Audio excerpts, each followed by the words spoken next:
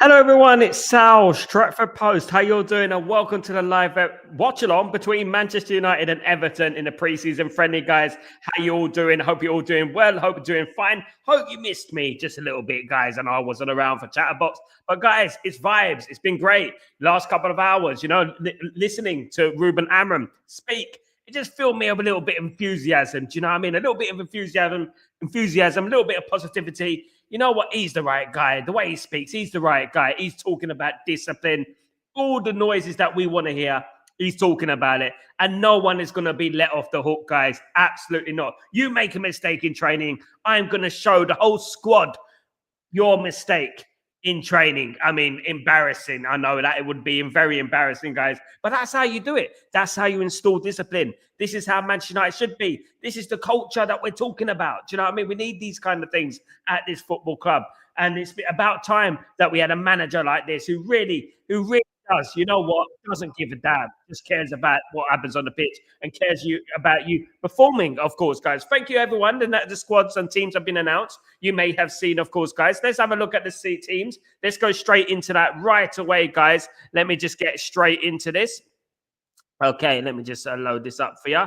Yeah, so the teams have been announced, and the teams are as follows, guys. Let me get this up for y'all. Right, here we go. So this is the team that has been announced, guys. This is the team that will play tonight against Everton. Very interesting, of course, guys, in regards to this. We've obviously got Mbeumo, starting off with Mbeumo playing up front, guys. Mbeumo's going to be playing up front alongside Fernandes and Cunha. What do you make of this, guys? Is it something that we're going to see next season? Are we going to see this next season? We'll have to wait and see, guys. But very, very interesting lineup indeed. We got Bayende who starts in goal, of course. Yoro as the centre back alongside De Ligt and Luke Shaw tonight. We've got Ahmad as the right wing back, of course. Ugarte and of course Mainu in the midfield, who done so well the other day in regards to the balance. But speaking about this double in midfield, because the balance looks very good when those two players play, of course, guys, absolutely. So we're looking at the two number 10s here. We got obviously Fernandes and Cunha up front, but Dalot will be playing as well. Dalot's be playing on the left tonight. I'm a little bit surprised by that. I'm a little bit surprised that Dalot will be playing on the left. I thought it would have been the likes of Dorgu or Diego Leon or someone of that ilk. Do you know what I mean? I'm not sure about Dalot playing on the left. We all know how Dalot performs on the left, but it is a friendly, so obviously we're giving the benefit of the doubt. But Lenny Yoro, De Ligt, Luke Shaw, Ahmad Ugarte, Mainu, Dalot, Bruno Fernandes, Cunha number 10, and Mbeumo making his Manchester United debut, guys. Can't wait for his debut.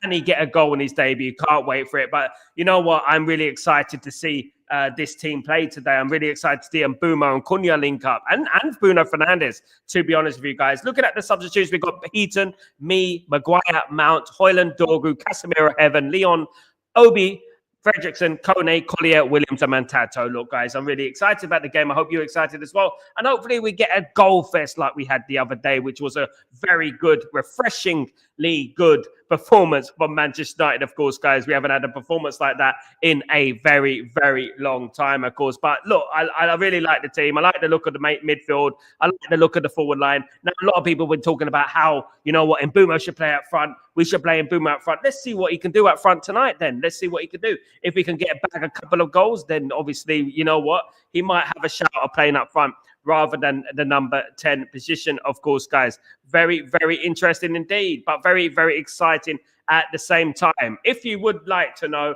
this is the Everton team. It's quite a strong team as well from Everton, if we're being honest. Pickford, Keane, Tarkowski, Beto, Ndai, O'Brien, Makalenko, Akeres, Garner, and Iro Gunnar. If you know what I mean, if you know, you know. Absolutely, guys. Big up, everyone. Yeah, so that is basically the teams. I don't know how you make of that. Let me know how you feel about the teams, guys. Really interesting lineups, of course, and very, very excited to see Mbeumo make his debut for Manchester United, of course, guys. Absolutely. It is late in the night over here in the UAE, guys. Just past 12:30 a.m. of course, and we are here live for you guys, absolutely bringing you that latest, of course, guys. Hope everyone is doing well. Let's welcome everyone in the house. Welcome, Jamie. How you doing, my friend? Hope you're doing well. We are in Boma time. Come on, my friend. Hope you're doing well, Jamie. Good to see you. Good evening, Sal. We are the master of playing players out of position. Why is that? Ephraim, Man United are the, what is it? Out Shoehorn FC. Man United are Shoehorn FC. They do play players out of position quite a lot. I don't know why we have a habit of doing that. Even when we don't need to do that, we seem to do that.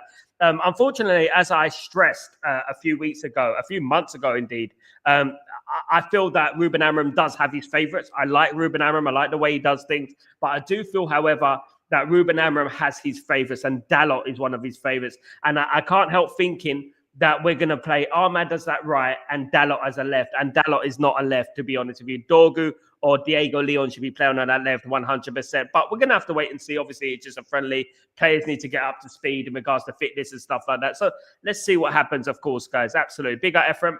How is it true? Says so to United because he wants United to bid before committing to them. Now, basically what Manchester United want, which is a very risky tactic, but I do believe that it's a good tactic, is basically Manchester United want to basically Sesko to announce what club he's going to before Man United make a bid for him, basically. So what that does in turn, that basically eradicates any team that are also going for him. So basically, if they know that wants to go to Manchester United, it's very rare that those teams will go ahead and bid for him, if you know what I mean. Absolutely. Good evening, Elch. How you going, my friend? Hope you're doing well. I think it's not ideal, but the thought is probably to try it whilst we can experiment in preseason. I think he has realised we aren't getting a striker to Arsenal. I think so as well, Helge. I think why not? Why not just try it at the end of the day? Because at the end of the day, if we don't, it does look likely we're not going to have the striker in before the game. I did say it a week ago now that Man United will probably get the striker a couple of days before the Arsenal game. Won't be fit enough to play in the Arsenal game. Might be on the bench, but you know what I would say is that, yeah, look, you know what, I'm looking forward to seeing him playing up front and Bruno playing up front tonight. You know, he did score 20 goals last season. Let's not forget he scored a lot of goals last season. So let's see how it goes, of course. Big up, Helge. Good to see you, my friend. Big up, Mark. How you doing? Good evening. Hope you're doing well. Really good to see you, of course. Good to see you. Ineos and Glazers out every day, mate. We get you, mate. Helge, so I think Mbeumo and Ugarte will play against Arsenal. Bruno and Mbeumo behind Cunha, Ahmad. And Dorgu on the wing backs. Dalot only playing today to give Dorgu a little break before Fiorentina, in my opinion. I don't know, mate. I'll be honest with you. There is obviously news coming out today about Ruben Amorim wanting leaders. He's picked Dalot as one of his leaders. And I wouldn't be surprised if Dalot plays on the right wing back or the left wing back at the start of the season. But we're going to have to wait and see. We have to play players who are merited to play. Last season, I wasn't very, very impressed with Dalot last season. I thought he was awful last season. And I don't think he should be a given in this team, if you know what I mean. If he starts, guys, it would be wouldn't be fair if you ask me, guys. Absolutely not. But we'll wait and see what happens. There's a lot to be happening. Why is Dalot on the left side? He ain't good enough for that position. I know, mate. It is a friendly, but you know what? He has to get everyone up to speed, of course, Shao. I loved every word of Amorim interview. He personally is amazing. I don't care about blowing up his smoke up his ass. I'm blowing smoke up his ass today. Look, we haven't heard anything like this of that nature held in a long, long time about the way he's talking. He's got that winning mentality, hasn't he? He's got that winning mentality that you need at this level, you know, really holding these players to ransom, you know, and saying things like he said there. If they make mistakes in training, if they don't train well in training, I'm going to show them a video in front of the whole crew of the mistakes you made and you not training and training. Very, very good. Putting people on the spot. Absolutely excellent. I can't wait for it. I really hope he succeeds this season. So this is Manchester United we are talking about at this moment in time. There we go. That's Gary Neville. At this moment in time, this is Manchester United we're talking about at this moment in time. Big up Ephraim. Hope you're doing well. Hope everyone is blessed. Boom up front, huh? Yeah, let's see how it does. What I'm looking at, a little bit of chemistry between Cunha and Mbeumo today. I want to see if we can get that chemistry going. Do you know what I mean? In regards to Mbeumo and Cunha, regardless of where they're playing in that little trio there, it's not going to be the starting lineup for Man United. I doubt. Although I do like Ugarte in main midfield. I'll be honest with you. I do like the balance, the look of that. I do like it, to be honest with you. So we have to wait and see, of course. Big up, Jamie, my friend. Good evening, Kazi. How you doing, my friend? Hope you're doing well. Really good to see you in the stream, my guy. I hope you're well. Dalot is the son of Amorim. He will not bench him. this is the thing, isn't it? This is one thing that I would criticize, and of course, about anything in regards to. I thought we can give the rest to Dorgu since he gets the role, whilst Ahmad playing as a possible to learn the role as far as possible. So I agree with him on that. To be honest with you, I don't rate Dalot, and I will never rate Dalot. I will never agree. If I don't mind it tonight, Held. I'm happy with it tonight because it's a friendly. But I don't want to see Dalot starting against Arsenal. Absolutely not. I don't think he should. I don't think he deserves to play after what happened last season in regards to some of his performances, in particular at the beginning of the season when we played the likes of Porto and that. He was awful and he gave away a lot of goals, to be honest with you. My biggest concern, and what I'm hearing at the football club, Held, I have contacts at the football club, is that he's going to be a mainstay in that football team. And you know what? He's going to be one of the leaders in that team as well. So, look, we'll have to wait and see, obviously. But obviously, Dalot is a very important player for Ruben Amorim. They get on very well as well. Obviously, there's a cultural thing as well, the language thing as well. That's very important as well, guys. Absolutely. And Bruno and Cunha to goal tonight. Come on, Hells. Let's see. Hopefully. Kazi, Sesko wants to join Man United, but then they're taking their time doing the deal. Man United will take their time, Kazi, in doing the deal because Man United don't have the money basically up front to pay RB Leipzig the money up front. So what Man United will do, they'll try and do an installment plan, acting a bit like a bank, basically. So 20 million here, 30 million here and stuff like that. And that's the thing that takes a lot of time. That takes time in regards to transfers. When you have to do these installment plans and things, it just takes a lot more time, doesn't it, at the end of the day? It's a bit like walking into a shop and wanting to buy a MacBook or something like that, and you don't want to pay up the money up front and you want to pay it monthly. It just takes long, doesn't it? Rather than just getting the Mac, pay it, swipe it, gone. That's it at the end of the day. Do you know what I mean? And I think this is what the problem with Man United is with transfers these days. All right, Brian, what's going on, my friend? I hope you're doing well. Good to see you, my friend. I hope you're looking forward to the game, you guys. Hope you're looking forward to the game. Really good to see everyone in the stream, of course. In Burma time. Come on, Ephraim. Let's do this, guys. We need to win this game. Oh, we don't need to, but it'd be nice to Man United to win this game, of course, guys. Set the CMB loose. Come on, Jamie. Let's go, my friend. Let's go. Well, if we clap Everton tonight, he's definitely coming. Big up, absolutely, Jamie. Big up. Lots of good news coming. Listen, there's going to be a lot of news coming this next week. Obviously, it's Monday tomorrow.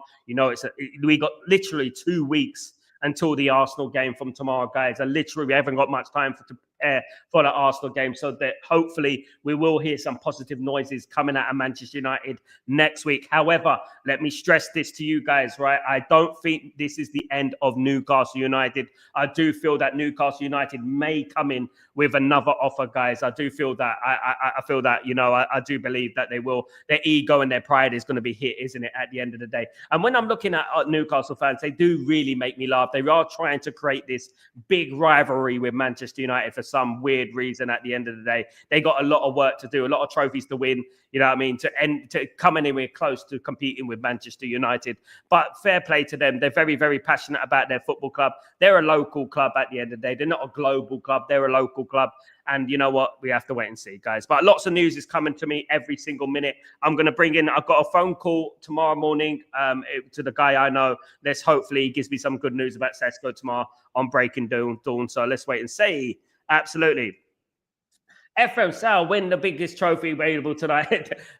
Sal, we win the biggest trophy. At the end of the day, this will be the first time Man United have won this trophy, isn't it? There you go. Another one ticked off the list. Of course, guys. Can't wait for it. Of course, absolutely. Can't wait for it, of course.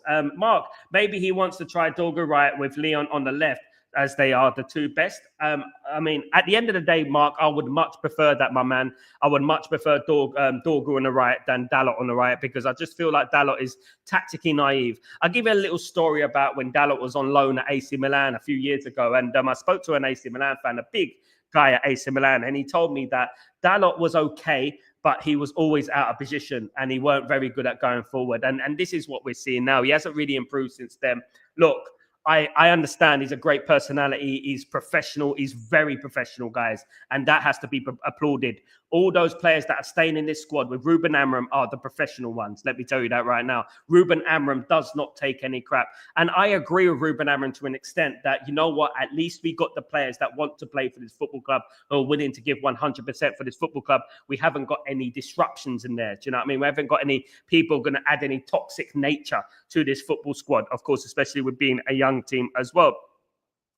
Thoughts on Garnacho, likes Romano on Instagram. Look, Garnacho will never learn. Let me tell you this right now, Chow. Garnacho will never learn. Look, as people know, I was always supporting Garnacho because he's a young player. I will always support the young players at this football club. But look, I'm going to get into that. But you know what? Garnacho won't learn. Clicking like, look, he's leaving the football club at the end of the day. That's what we have to say, Chow. It looks likely he's going to leave the football club. I did not want him to go to Chelsea, but it does look likely he's going to be going to Chelsea, guys. Unfortunately, he'll be playing in the Premier League. I would have liked him to go abroad. Obviously, there was interest in Besiktas as well. So, you know, what I would say is that, yeah, look, Ruben Amram said it as it is. He's a talented kid. But you know what? It hasn't worked out. Sometimes it just doesn't work out. And that's exactly correct from Ruben Amram. I agree with him wholeheartedly about that. Sometimes it just doesn't work, guys. It just doesn't work. It just doesn't click with a player. And you know what? This happens with loads of players. Sometimes players don't do well elsewhere, but they come to Man United and absolutely set the world alight. Eric Cantona, people like that come to Man United and absolutely smash it. It happens sometimes. Do you know what I mean? And with Garnacho, I just don't think he's got the maturity, just like the like on Fabrizio Romano's tweet. Look, Ruben Amram has done this. Garnacho has done this before. He has done this before. He's been down this road before. Clicking likes. He clicked like on United Stan tweet. He clicked a like on obviously Fabrizio Romano's tweet. He's gone and blocked Mark Goldbridge on Instagram, which is a weird one, of course, guys. Absolutely. So he's got a lot of issues, guys. He's got a lot of personal issues going on upstairs. I think he just needs to calm down. And you know what? I think it's best for all parties that he leaves the football club and we get some money for him. If he goes to Chelsea, it'd be a good move for him. And you know what? I don't wish him the best of luck because I don't want Chelsea to do well. But you know, I don't have any hard feelings in regards to Garnacho, and you know, I don't wish him any bad. But I don't want Chelsea to do well as a whole, of course. Absolutely. He is the master of handing pressure, the press like nothing. Big up Ephraim, my friend. Big up. Yes, absolutely. Absolutely. Sesko might be watching tonight. Come on, Jamie. If Sesko's watching tonight, bring him here. Let him give a text. Let him give us a message. If Sesko's watching tonight, send us a message. I'm coming United. There you go. Screenshot. We're doing that, guys. Absolutely. But look, what I'm hearing at the moment is that Sesko is close. And I said that last week. It's always close with Manchester United, but the player is close. The clubs are not close yet. So that is what we have to do. The most, obviously, we know through experience in regards to Mbumo that just because the player and a Manchester United agreement doesn't mean the club and, you know, the clubs have agreements. So that is going to be the difficult part. I think that agreeing personal terms with Sesko is the easy part, funny enough. But I believe that Man United and RB Leipzig have got a lot of work to do to agree a fee, a payment plan, etc., etc. Hello, Helge. My mum is a widow. Oh, sorry to hear that, my friend, and haven't dated since my dad passed away from cancer. I'm so sorry to hear that, Helge. When we signed Amram, she said, now he is a beautiful man. She doesn't care about football, but comments, I mean, Helge, you know, your mum that is a beautiful comment, and your mum obviously recognizes beautiful people, and you're a great person, Helge, and I would say that from the heart, mate. You're a good person, and what I would say about that is absolutely, in life, you know, we get these adversities. Last year, it was a very difficult year for myself and stuff like that. I lost my granddad, you know, and you know, something my wife had a serious situation going on and stuff. And, you know, you learn about life and you learn about people and you recognize good people. Over my life, I've seen a lot of people come and go, good and bad. But what I would say is that Ruben Amram is a brilliant manager, a good person, a ruthless person. As I said before, the smiling assassin. He is a smiling assassin. And I cannot understand how anyone would go out their way to hate on this guy. I really don't. He's a likable guy. He's obviously very talented as a manager. We're not going to get anyone better than Ruben Amram. Let me tell you that right now. And once he gets his team together, as we said last year, didn't we, Helge? After last season, it's going to be fire. Absolutely. A big and much love to Helge, of course. Mark, theory, Garnacho messing around with that Spanish TikTok girls is maybe why his wife has said he stays in the UK. Could be. The party, obviously, in Spain is a little bit, you know what, rife. You know what I mean? They do like to party. They do like to fiesta and stuff like that. This is what happens in Spain quite a lot, and in Italy and places like that, of course, guys. But you know what? Maybe England grounds him. Maybe, I don't know. But at the end of the day, he needs to sort out his attitude. He needs to sort himself out. He's doing silly things, immature things all the time, you know. I mean, I know that a lot happened with Garnacho at Manchester United. Not all of it was his fault. I know we remember the time when that guy was standing outside Old Trafford and dissing him basically at Old Trafford, outside Old Trafford. That is not the way to go things. It's maturity on all different levels, isn't it? At the end of the day, with the player, with us as fans as well, we need to understand certain things, that he's still a young player and he's still developing. But it was after that moment there that everything sort of went upside down, because these sort of things may seem small to people, but they might just play in his head over and over again. Do you know what I mean? So absolutely. Helge, how should play where Mazra Ahmad Dormion is injured? I agree. Absolutely, bro. I think maybe he is in the leader for the professional reasons and not football, like Heaton and Maguire. I hope so. At least this is what it is, held. Exactly that. Exactly that. I think Ruben Amorim is looking at the professional side at the moment. The people who actually want to play, never injured. Of course, Diego Dalot is never injured. Of course, like that. I mean, you have to look at Rasmus Højlund as well and understand that he's never injured as well. These players always play. And that was a fair play to Garnacho as well. He was never injured as well, which was always a credit to him, of course. But obviously, there is more than that. Talent does come into it as well, of course. But I absolutely agree with you, Helge. Yeah, I think he is looking at the professional side of things as well. Sorry for your loss, Helge. Stay strong, my family. Absolutely, Helge. Big love to Helge. Big friend of the channel, of course. Absolutely. And boom, boom, boom. Everybody say Rayo. Ray. I've got a different song to you, mate. Boom, boom, boom. Everybody's saying Bruno. Bruno. About then again, look, I'm on my own here, I think. Absolutely. I love your Ratcliffe impression. Do you have an Amorim impression in you? I don't know. I don't. I'm not good at the Bruno Fernandes. I'm not good at the Portuguese accent. That's a difficult one to do. I know what to say. Bruno Fernandes. Yes. He's got a very particular accent. Old Ruben Amorim, hasn't he? He's got a very light accent. But at the end of the day, when we were thinking about last season, at the end of the day, we had a lot of problems last season with the FFP and PSR, especially in January, and we promised everyone that we're going to have a full clear out of the squad. Absolutely. Jamie, if he says he wants us to come to us tomorrow, the saga is over. And this is one thing I would say, Jamie, and I would stress. If we do this, I think this is a very good move from Ineos. I think this is good because this is going to completely swipe any other team that are going to be going after Sesko this summer, of course. Absolutely. Sal, the only way we are the same with Newcastle, the name of United. I mean, at the end of the day, United is used in very loose terms when it comes to Newcastle, because at the end of the day, Newcastle's a great city. Don't get me wrong. Newcastle is a fabulous city. I've been there loads of times, been to see games there. They put us up in the clouds, of course. But one thing I would say is that they're not Manchester United. Manchester United earned that title united. We had to be united in 1958. We had to be united. And we've been through adversity. We've been through relegation as well. I know that Newcastle have gone through relegation, but when you think about what Man United have been through over the years, we truly earned that United status as well. Not that it's shocking, but I just want to hear your opinion about Garner liking Fab pick about him. As I said there, I mean, look, it lets down the people held that actually supported the lad. We supported him, and he's let everyone down at the end of the day. He's let himself down, and he's let all the people that supported him down. There is no substitute for people who support you, and I think he forgets that. I think he has forgotten the fact that there are people out there who actually supported him through thick and thin, right? And he's done that, and he's doing things like that. Look, I'm not going to cry too much about it, even though it really upsets me, because you know what? At the end of the day, he's going to be leaving the football club. But that is where the element of professionalism comes into it, isn't it, Helge? That professionalism right there. Why did you have to put click like on that tweet? Why did you do that? What is the point? It's going to get escalated. This makes me feel that you want it to be escalated, just like after the Europa League final, when he was speaking about himself rather than the team, which basically matters, of course. I was surprised De Ligt wasn't in the leadership group. I was surprised as well, Chow. Obviously, Ruben Amorim knows De Ligt better than anyone else. He knows the players better than anyone else. I'm not surprised Maguire is in there. Obviously, Ole Gunnar Solskjaer rated Maguire very highly in regards to his captaincy and his leadership. Obviously, he put Maguire as the captain. Bruno, not surprised. Obviously, he is the captain, of course, guys. The Mazraoui is a surprising one, but very good one as well. I think that Mazraoui is a leader. And, the thing with Mazraoui, he's inspirational because Mazraoui will play through thick and thin. He played when he was fasting last season. Do you know what I mean? Very, very good professional indeed. Absolutely.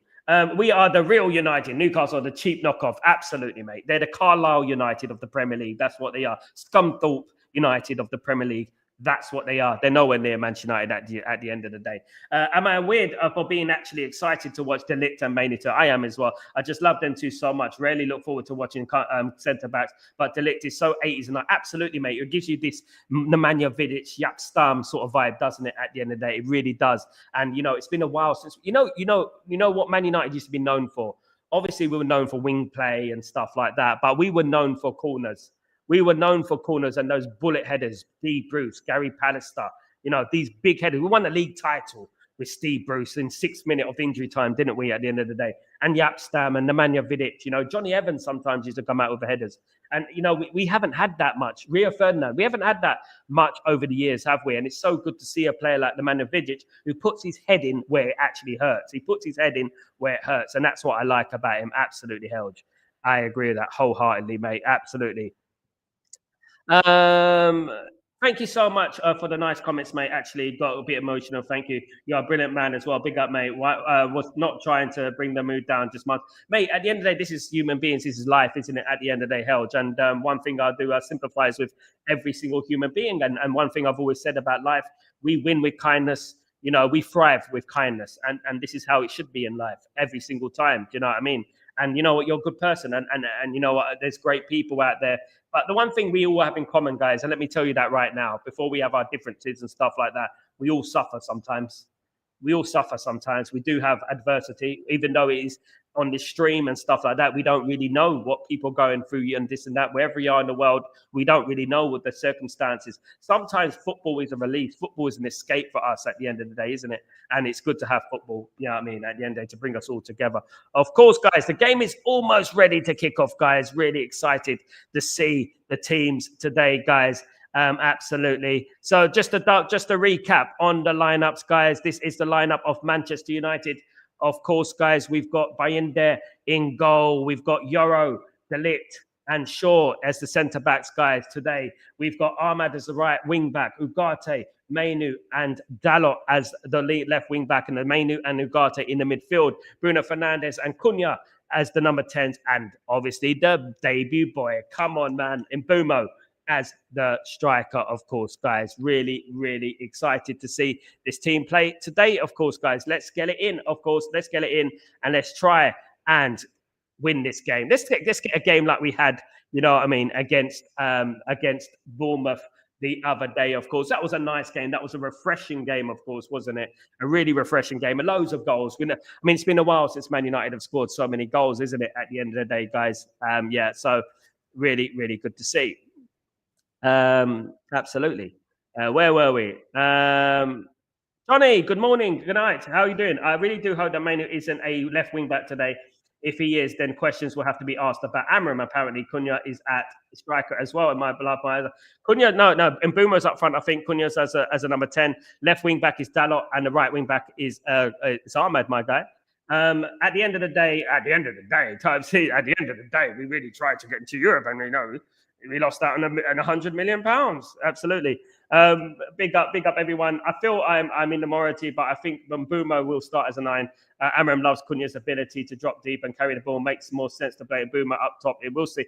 I think it makes more sense if Man United sign a striker, because I do believe that the striker position is a specialist position, and I think it should be. We're taking a lot of Mbeumo's game when we play him up there. That's what I'm saying, because at the end of the day, he's been a brilliant attacking player for Brentford. But you know what? What I would say is that, you know what, I would rather see Mbeumo up there than Rasmus right now. That's all I'm saying, guys.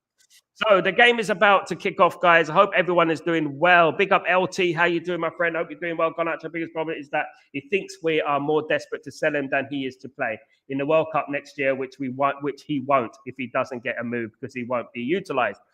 I mean, at the end of the day, he's blaming Manchester United for not getting into the Argentina team. At the end of the day, it was Manchester United. Manchester United were the reason he got into the Argentina team in the first place. Do you know what I mean? At the end of the day, so yeah, it is interesting, isn't it? At the end of the day. So, guys, Manchester United are kicking off. Here we go. We got the pitch cam today, guys. We got the pitch cam. Let me have a listen to what they're saying. Yeah, look, there is going to be a lot of this pitch cam thing going on these days, isn't it? At the end of the day, so very, very interesting, of course, guys. Absolutely. Held watching Mbuma and Cunha in our red kit, honestly, amazing shit. A transfer window, yes. But I'm so happy that we got them too. Absolutely, mate. Very, very, very important that Man United got them too. Of course, Mark 6-1. Come on, Mark. Absolutely, Johnny. Only reason I don't say the Glinio stuff, to be honest, is because imagine Glazers looking at the Prem, proven players like Mbuma and Cunha, they probably would. They probably wouldn't. They would look at Sesko and play 155. Yeah, look, that's one thing about it. You know what I mean? That is one thing about it. But at the end of the day, you know, we still need to spend money, but we need to spend it better than we have been spending it, isn't it? I think we're using Mbuma up front for now. Yep, because we're not going to sort of have a striker by the Arsenal game and Mike's needed there. I agree with that, LT. I think it's true. It's just like what Held said earlier on. I agree with that. I think that's what Man United need to do because I am not completely sold on Rasmus Højlund, guys. I'm not sold on Rasmus Højlund, to be honest, guys. Absolutely not. The kickoff is going on. Everton attacking from right to left, guys. Here we go. Hopefully, we're hoping for an attacking goal fest today, of course, guys. That's what we're looking for in action straight away, guys. Absolutely. Two very strong teams out there today, though. Big up NG. How you doing, my friend? Hope you're doing well. If I was a Manchester United, I would not even trash Sancho play in the 21 team until he's forced to make a move to Saudi. Fair play, absolutely, absolutely fair play. I mean, at the end of the day, that's what Alex Ferguson would have done back in the day, wouldn't he? That's exactly what Alex Ferguson would have done back in the day, of course. So let's get this going, guys. Manchester United 0, Everton 0. Hopefully we get a nice game today, guys. The one like a bit like the Bournemouth one will go down a treat, of course, guys. Absolutely. So we're up late, of course. It is very late here. It is past 1 o'clock in the morning where I am. So it's really good to have you guys here. I really appreciate everyone who's here with me, of course, guys. Really do appreciate that. Tenfold, of course.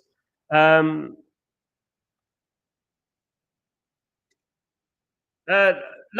how you doing, my friend? Hope you're doing well. A win for United to spark of momentum before the start of the season. 4-0. Having Bruno, Mbuma, Ahmed, and Cunha. Come on, Latwama, my friend. That I would love that, my guy. Absolutely would love that. Spot on. Would be great, of course. Hopefully, Man United get off to a good start. That would be nice. We need a good start here, guys. Absolutely. One thing I remembered over this last few days is that Man United won't be having many late games, will they, next season? Because we ain't in Europe. You know, we might have the odd late game here and there on a Monday night or something like that, the occasional Tuesday or Wednesday. But Man United won't be in Europe next season. So, guys, I want to ask you the question: should I do watchalongs for other European teams? I don't know, mate. I really don't know. I mean, obviously it's going to be late, and you know what? You know, the passion is going to be out of the game. I don't know. Honestly, I'll be honest with you guys. I like to watch games. I like to watch football, but the passion is just not there unless it's a massive game. You know what I mean, or World Cup or something like that. It's just not there at the moment, guys. Mark, West Ham beating Bournemouth 2-0. They're not doing too bad, are they? Or is Cunha? I can't decide which. I mean, at the end of the day, what I would say, mate, is that that's good, isn't it? Because if you can't tell who's up front, that's good. We're going to be interchanging all the time, confusing the opposition, and being unpredictable, which I think will be, which is good in my opinion. Humblest of humbles, of course, absolutely. Yeah, quite a full house again, guys, in America, of course. Man United are in town, of course. It's always. I mean, I remember when Man United played Real Madrid a few years ago, and it was like 100,000 people in the stadium, isn't it? David Moyes there. Obviously, David Moyes is going to want a point to prove. David Moyes. Look, guys, I don't want to be cruel, but I blame David Moyes for the start of the downfall. I think he was a big start. I think he was a massive reason. I think he like there was like a bunch of dominoes all along, and then he pushed one domino, and it just went all the way into obscurity. Absolutely, in my opinion. What do you guys think about that? You know, in regards to David Moyes. David Moyes, obviously, some people were telling me, you know, it was actually a Liverpool fan who was telling me we treated David Moyes badly. Everton have started pretty brightly here. Just another chance for them. Shaw looks a bit down in the dumps at the moment.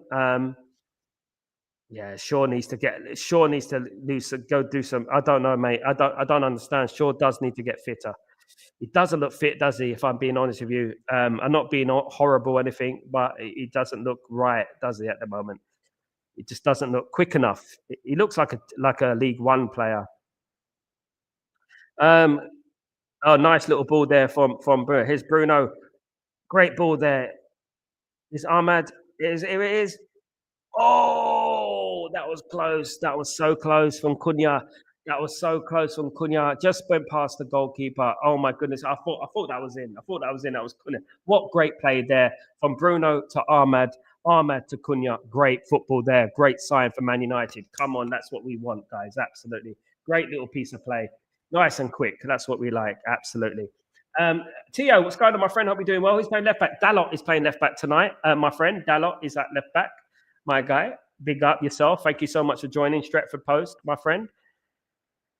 There's a good bit of play. That was a little bit of positivity, guys. I really like that bit of positivity there. That little quick little play that we rarely saw last season, wasn't it? No, we are looking a lot better. We are looking a lot better, to be honest with you. Really are. Let's show them what we're made of, guys. Let's show them what we're made of. Long ball from Bayern there in goal. Here come Everton on the attack. Watch out for the number 9. It's a free kick to Everton outside the box, about 35 yards out. Ugarte with the foul, yeah, it's a free kick to Everton. Of course, guys. David Moyes thinking there, looking very serious, of course, as he always does. Big up, my friend. No problem. Thank you so much for joining, my guy. Hope you enjoy Stretford Post and stuff.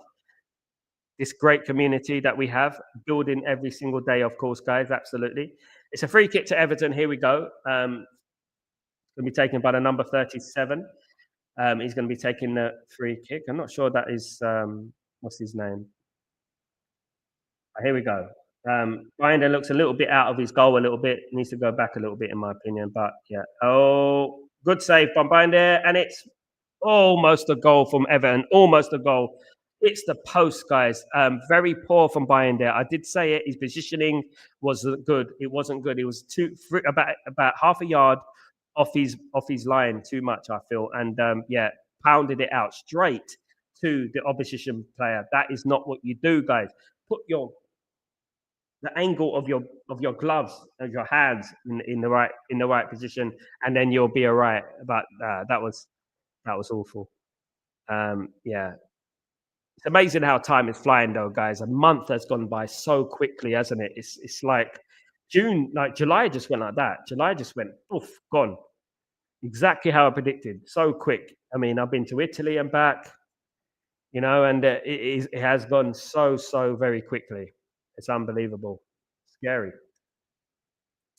Um, Helge, buying their palm it right into the opponent. How is it possible to have such a shit first and second goalkeeper? 57, he said 57. It's supposed to combine.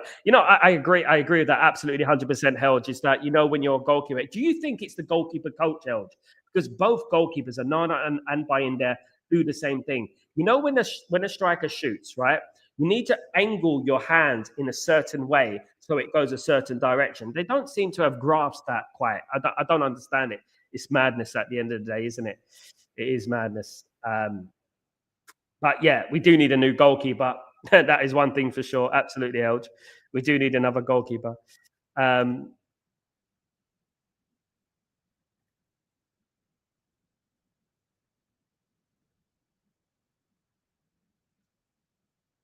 Lenny Yoro, by the way, he's looking a unit recently, isn't it? Come on, Mbeumo. There's Mbeumo of his first touches. Oh, don't get in trouble there. There's Ugarte going in with some killer challenges there. We have to be careful, guys. We have to be careful in games like this. We mentioned it in the Bournemouth game that many of these Premier League clubs will go in full throttle. They will go with their foot in. We cannot afford to have any injuries next season. Absolutely. This we had Lenny Yoro last year, didn't we? Touchwood. We had Lenny Yoro last year. We don't want any more nonsense, of course. Cleared away by Lenny Yoro, of course. Cleared away by Lenny Yoro. So this is Atlanta FC. So Atlanta United FC Stadium. So Atlanta. So that's where Man United are today. A little story about Atlanta. Atlanta's a lot of people are migrating to Atlanta in America because apparently it's much cheaper. The houses are much cheaper. Yeah.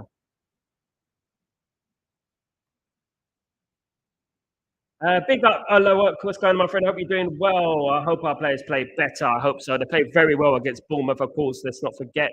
Hopefully, they do very well today as well, my friend. Here come Man United, looking quite sharp in the attack, to be fair. Oh, giving the ball away there, just as I said it by Ahmad. Um, yeah, no sloppiness. Don't need any sloppiness in this game.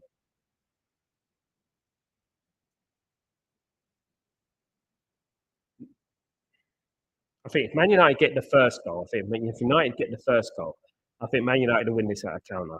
I think like the Bournemouth game.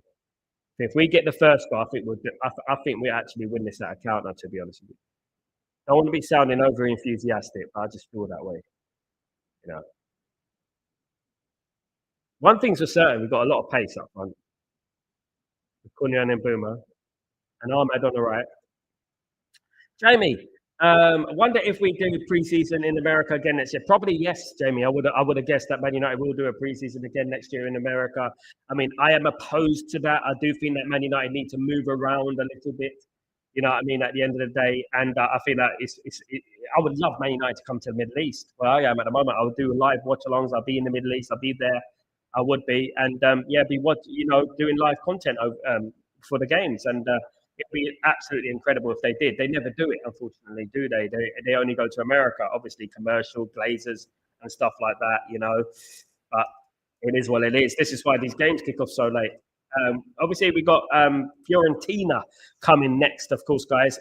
Obviously, I see that game as David De Gea's testimonial. That is David De Gea's testimonial for me, in my opinion. I think David De Gea, yeah, deserves it. He deserves it. He deserves a good. I'm sure that David De Gea is going to have a magnificent reception at Old Trafford against Fiorentina. So Man United could be possibly lifting the trophy today, as we do. That's what Man United do at the end of the day, and we will be lifting the trophy, I believe, today if Man United win. Mistake going on there, a bit shaky at the back at the moment. A bit shaky at the back. I do think that this Dalot experiment is not working. We look a little bit imbalanced, unlike last game. Um, we look a little bit confused. Need to. This is the sort of things we need to do, guys.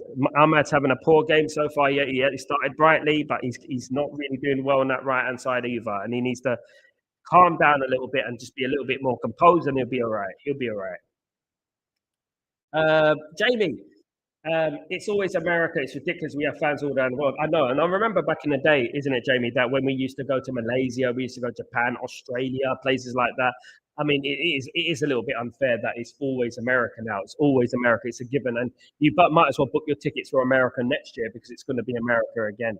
And I mean, I'm confused why Man United don't come to the Middle East. I'm confused why they don't organize something in the Middle East because that's where the money is. And obviously, if they come here, they will get quite a bit of money. When needed, what's going on? When needed is here. Would be great in the Middle East. Many travel there from around the world. I live there at the moment when needed. I moved here 3 years ago from England, from London, of course. So I've been living here for 3 years. Magnificent place. Man United came here. If they come here, they would sell a lot of tickets, and I would love to do the behind the scenes and the press conference and stuff like that, which hopefully I will be, of course. But yeah, that would be amazing. That they'll do it though.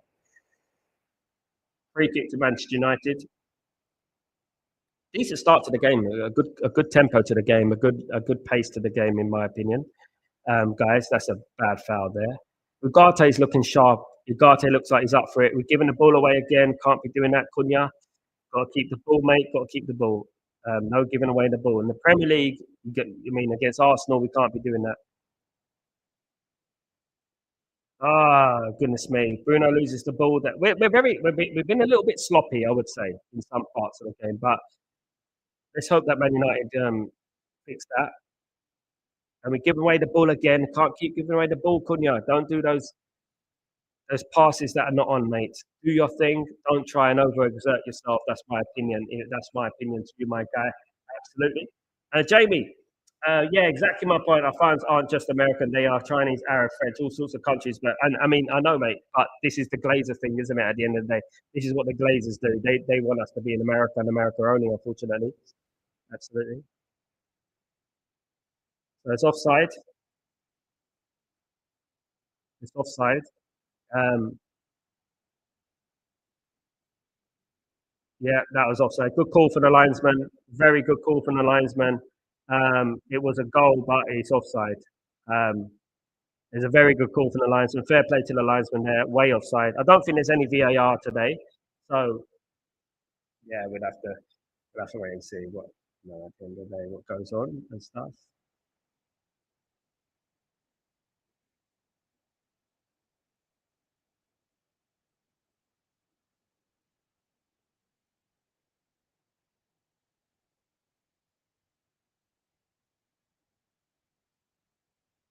Kobe Mainu pulling the strings in that midfield again. Here comes Cunha, gets the ball out wide to Ahmad. Ahmad on the attack here.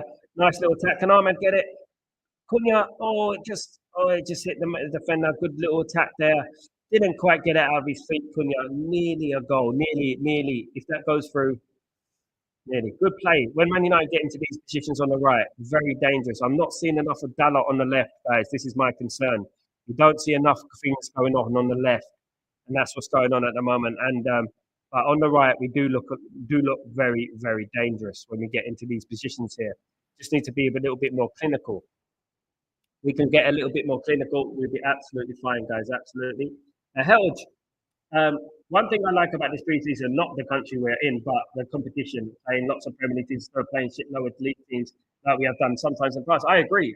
Yeah. I think it's also good to play the likes of Real Madrid and Barcelona sometimes as well. But it is a really good preparation, definitely. Absolutely. I think so. But getting you ready for Premier League competitiveness. Obviously, it didn't quite work last season, of course, when we played Liverpool. It just went upside down, didn't it? We are testing ourselves against Premier League teams, though. That's a positive. Absolutely. We have to take the positives from it. We will beat Fiorentina 7-0, 7 shots, no saves, just like when De Gea faced Liverpool. My goodness me. Let's not mention that. Sadly, there is a massive drop off from Dorgu, Leon to Dalot. We suddenly look like we can only attack on one side. I think Dorgu and Leon to that. I absolutely agree with that, Helge, and that is the thing, isn't it? Dalot's not a left back, in all fairness, of course, but I do agree with that. I do agree with that. I just think that he's not a left back. I don't think he's attacking enough. He's a fullback. What I would say about Dalot is just a fullback, and that's what he is, in my opinion. But yeah, 16 minutes gone. Relatively okay for Man United. A bit scrappy game so far in regards to the way we're playing, giving away the ball a little bit.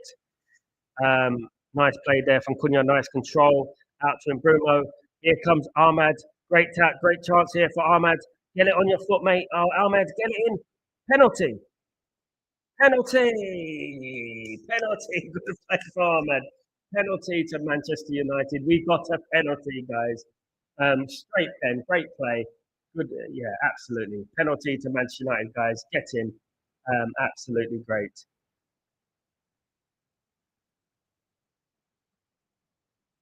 There's no VAR, guys, I don't believe. Yeah, that's a blatant penalty. Come on, he's not even going for the ball. Nice one. Absolutely. I want Dorgu starting against us. So me too, my friend. Helge, Dalot's mindset and picture with Garner's talent, that would be proper. Absolutely, Helge. I agree with that. If only. Nice one. Absolutely when needed. Big up. Come on, Jamie. Let's go. Man United penalty. Bruno doesn't miss, does he? Bruno doesn't miss. Pickford has got Tyrannosaurus Rex arms, mate. He doesn't save.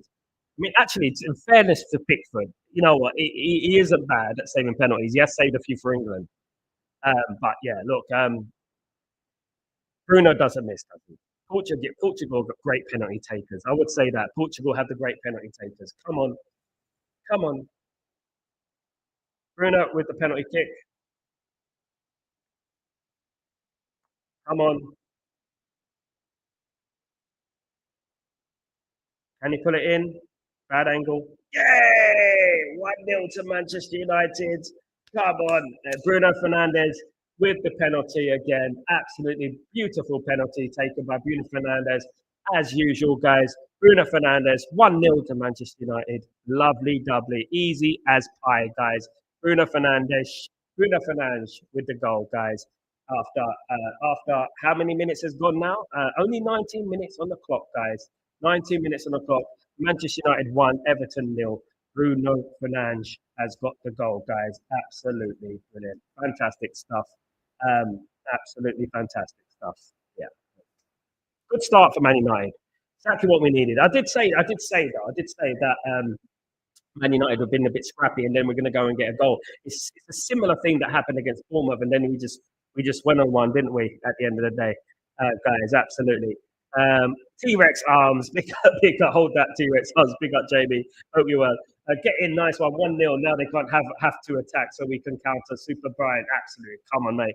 We look. You can already see Helge. I don't know how you feel about this, but you can already see signs of chemistry there. You can really see Cunha and Mbumo and Ahmad working really in tandem there, can't you? At the end of the day, NG. I like how Everton is taking this game so seriously. Though it's funny, isn't it? At the end of the day, and that's great. Let them take it seriously. I think Man United need Everton to take it seriously. We need them. As long as they don't injure any of our players, I'll be all right. But you know what? I think they need to take it seriously. Absolutely. Yes, so 1-0 to Manchester United. 20 minutes gone on the clock. Let's do that. Moyes' blood pressure looks like it's going through the roof at the moment. Absolutely. Really taking this seriously, isn't he? He really doesn't like Man United. He always believes that he wasn't treated well at Man United. Mate, he had all the opportunity in the world to succeed at Man United, and he flopped. And that is all I would say about that. You know what I mean? And we are still feeling the pain from it. Absolutely. Nice play there from Cunha again. And Mbuma, can again, I like this. I like this. I like this. I like this. I like the way Cunha and Mbuma are linking up there. Even though that ball didn't go quite to the player, you can see the movement. You can see the movement. You can see what we're trying to do. I like it. Absolutely. Like this.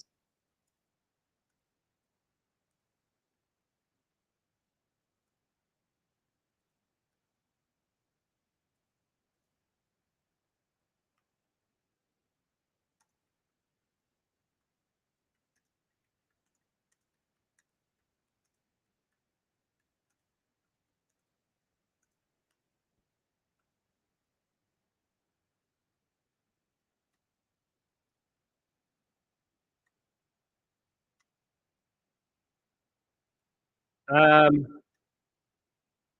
Everton have been too bad though. Everton have been a little bit dangerous going forward. I would give them their credit for that. It's a corner to Everton. Guys, Man United just need to stay composed. That's what we need to do.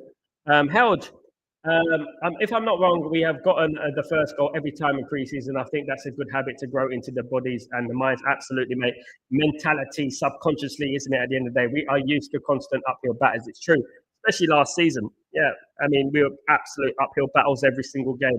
This new leadership in the team is legit. They look united as a team. Big up, Jamie. Imagine, mate. Imagine this. I mean, I would happily swap these couple of games in the Premier League in these friendlies for the Premier League. I would absolutely do that. Yeah, no, nothing come off the corner. Moyes is some of the worst things that have happened to United. Nothing will ever change my mind. Yes, it was an outdated team, but for Christ's sake, we just won the league by comfortably winning the league. Hell, just not forget you had Carrick, you had Van Persie, you had Ferdinand, you had players in that team, winners in that team. He's got no excuses, mate. He feels that Man United won the league a few months earlier, a month earlier, 1 month and a half earlier. They go from 10 points winning the league to coming to sixth, seventh place.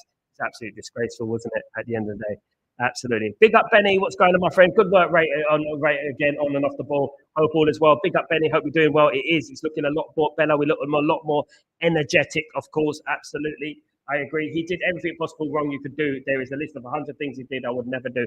Absolutely.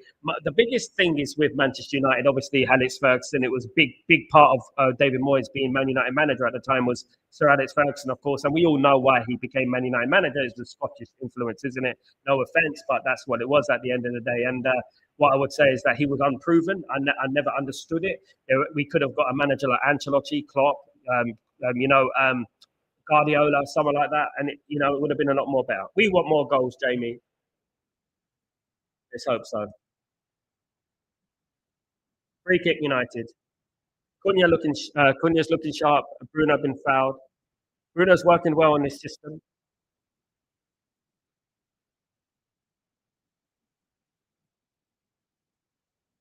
Yeah, Bruno's what we needed. Ruben Amram is what we needed. Ruben Amram is the manager we need. Definitely the manager we need. It may not be the manager people want. Some people don't want him, but it's the manager we need. Let me tell you that right now.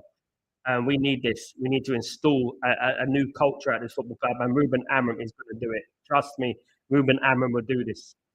Absolutely. Another free kick to Man United. Lots of free kicks going at Everton, really putting their foot in this game. Hopefully, we don't get any injuries. That's the one thing I'm petrified of course. Elge, oh, he went to the whole summer chasing Fabregas and Bale when there was no hope in getting them. Absolutely, they didn't want to come. End up, I mean, obviously, hell, do you know what I would say in regards to obviously Bale and stuff? He did say, "Oh, we could have got them." No, because at the end of the day, no one wanted to come to Manchester United without Alex Ferguson.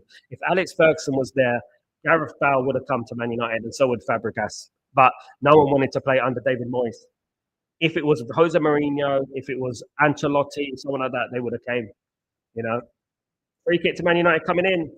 All straight out. There's a Boomer taking a free kick. He bears it, puts it back in the box, cleared again by Everton. Man United still with the ball. Still on the ball, guys. Absolutely. Held. I haven't counted, by the way. 25 minutes in, Dalot hasn't done one run behind. Ahmad has done about 10. Exactly, mate. Exactly that. And exactly what I'm concerned about in that left position. Dorgu's been brilliant, but as you said there, Held, hopefully, Dorgu's just having a rest today. And, I hope that's the case. I hope that is the case. He's just having a rest today. And he'll be back for the game against Fiorentina. But, it's the relationship between another free kick to Man United in a dangerous area this time. Garner, ex-Man United player. So it's in a dangerous position. Can Mbumo take this free kick?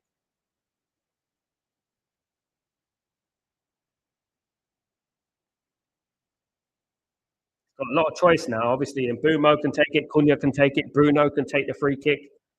Go on, let Mbumo take the free kick.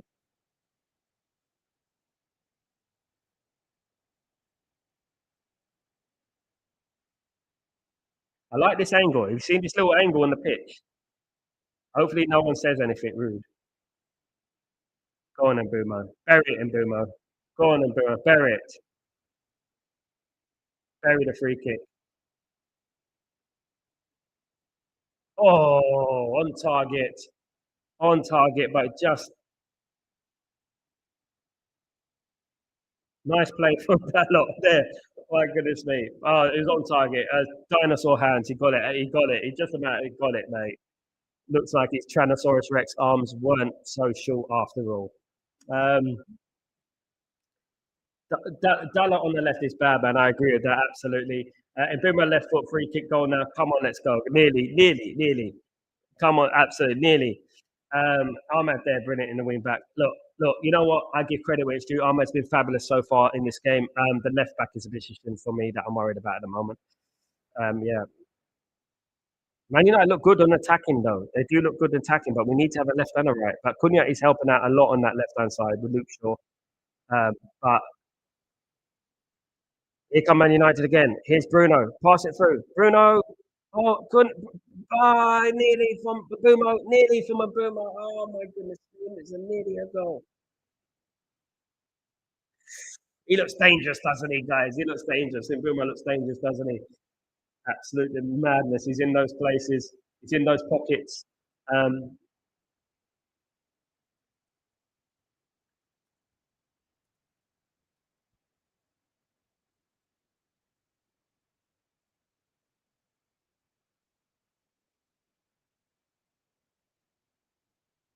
Here come United again. Nice play there. Nice play from Cunha. Free kick to Everton. Fell down easily there.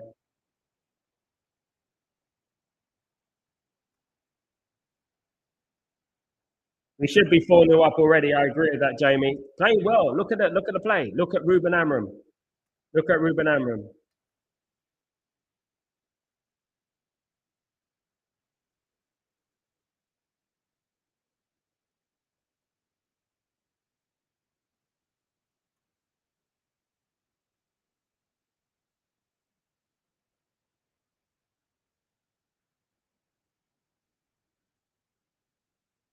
Come on, guys.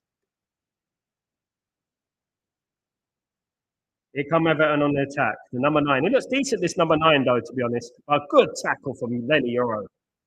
Mate, this guy's generational. I don't care. This guy's fire, mate. This guy, goodness me, I'm so glad we signed him. Tears in my eyes. You've got a player like Lenny Euro for the future. You know what I mean? Absolutely brilliant.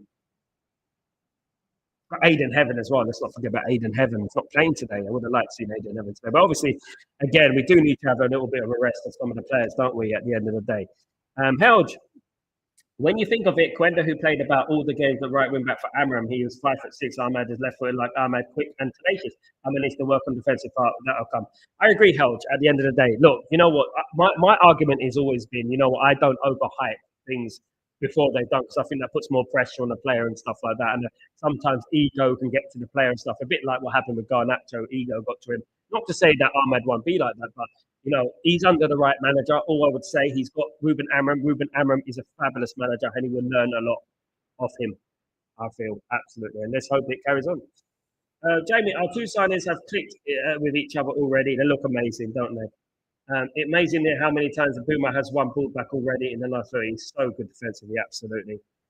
Everton can't live with our intensity. We definitely look fitter than last year, mate. Can't wait. We look good. Can't wait, man. I like all this positivity, guys. That's what I want. I want this into next season. I want us going to next season on fire. We have to be against Arsenal. Of course, it is a serious game. It's not a friendly. So you know what? We have to beat Arsenal in that first game of the season. Definitely. You know, really excited to see this team. You know, at the end of the day, haters gone sit down because we were telling them this last season. Here comes Bruno. Ball a little bit slow, but Bruno's got the ball. Back to Cunha.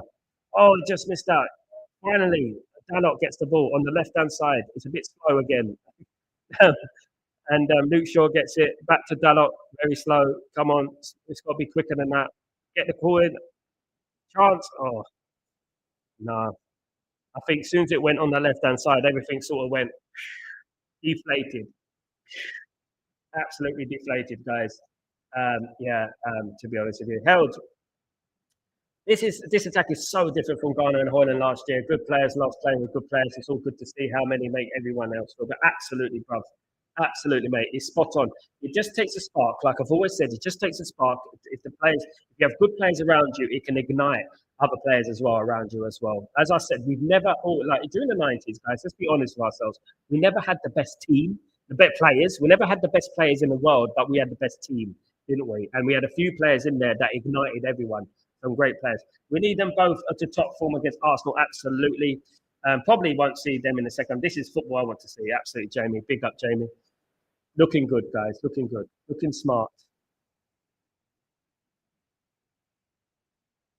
Man United have looked the best in pre-season so far. I ain't gonna lie. I'm not gonna over-exaggerate. I do feel like Man United have looked the best in pre-season so far. What do you think about that? Big statement, isn't it? I think Man United look the best in pre-season. The number 9 is causing us a little bit of problems. I think that's Beto, isn't it? He's causing us a little bit of problems at the moment. Everton with the ball here. Just the way Everton have got it on the left-hand side. Tarkowski with the ball going to cross it. And nice clearance. Is Bruno doing the defensive work? Nice play from Mbeumo. Brilliant. Keeping that ball. Brilliant play. Brilliant play from Mbeumo. Taking the pressure off the team. Absolutely.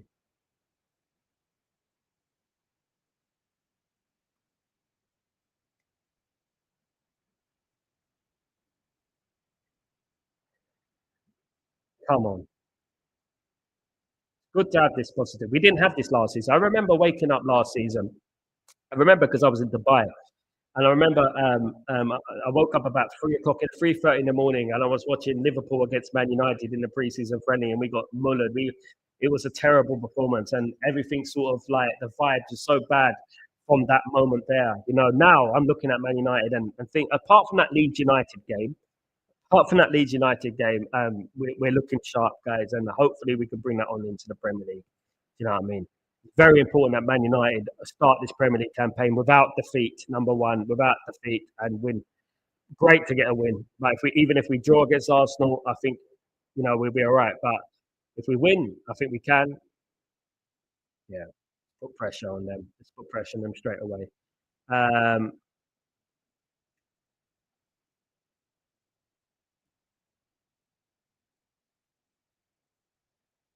Great tackle from De Ligt. Hopefully, De Ligt's on the floor. Hopefully, he's not injured. That's what De Ligt does. That's what De Ligt does. But he puts his foot in. He's always liable to get injured, isn't it? A bit like Licha Martinez. Let's see what's happening here. Yeah, a little bit shaky there. But great tackle from De Ligt. Yeah, hopefully he's not too bad. Hopefully he's not too bad. Yeah. Um, Dialogue gives us nothing at the moment. I agree with that, Mark. Absolutely. Um, and don't like being negative, as you know. But my God, how poor Dialogue has been. It's like playing with 10 men. I hope we sub him on the break of 60. The thing is, we're going to sub him, and they're going to sub loads of other players as well. We've been having probably sub a few more players as well. But I agree with you, mate. I mean, I like Dialogue. I really do. I like him as a person. I think he's a professional, model professional. I just don't think he's got the quality, and that's what I would say. You know, we were saying that last year, weren't we? But come on, United. 1-0 to United, 35 minutes gone, guys. It's kind of flown by, isn't it? Which is a good thing. We've been all right. We've been all right, to be honest with you. Get in there. Wait till we get the signings in there, guys. Hopefully we'll get a couple of more signings in there. You know what I mean? Although I do like the look. Nice play there from Euro.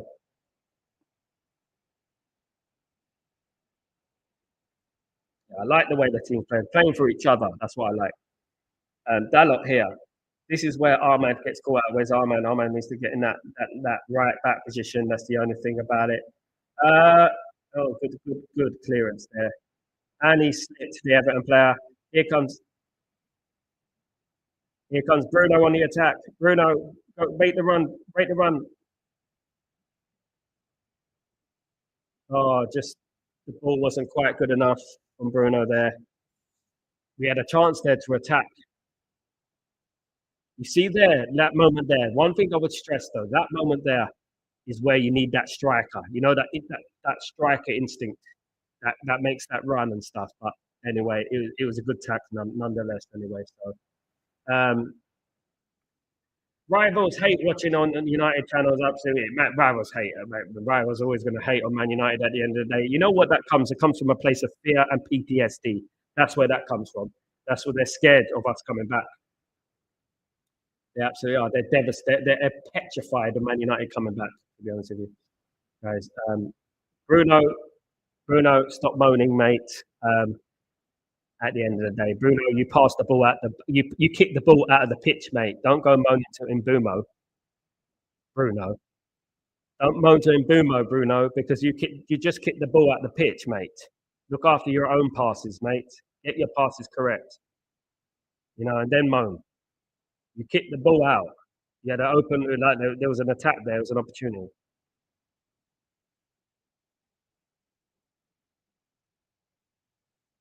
Um,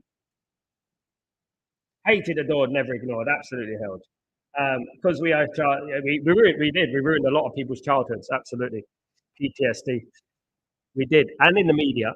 You think about the players that work in the media. You think about people like Martin Keown and Ray Parlour and Craig Burley and all these players there. We've taken a lot of trophies from them in their careers. I mean, Craig Burley, I mean, he works on ESPN FC. His claim to fame is Man United losing to Man United in an FA Cup final in 1994, 4-0. That is his claim to fame. Do you know what I mean? And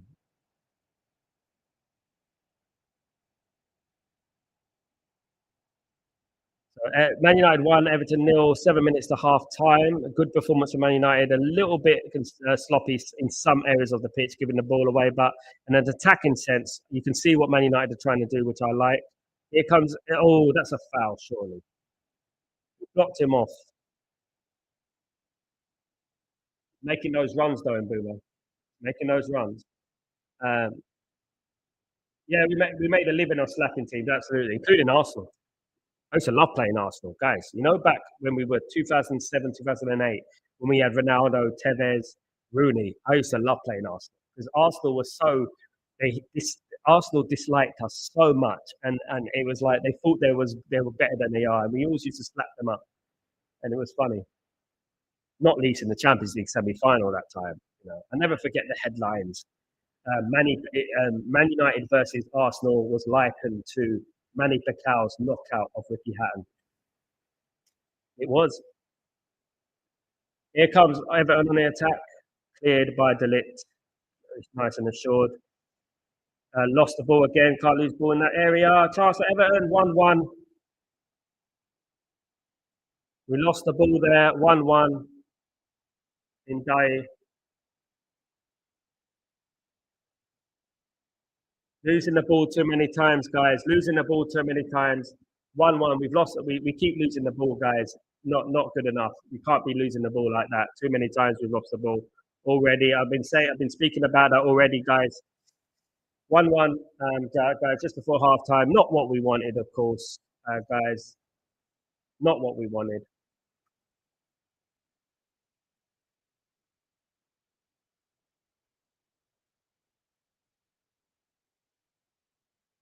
Yeah, not what we wanted, guys.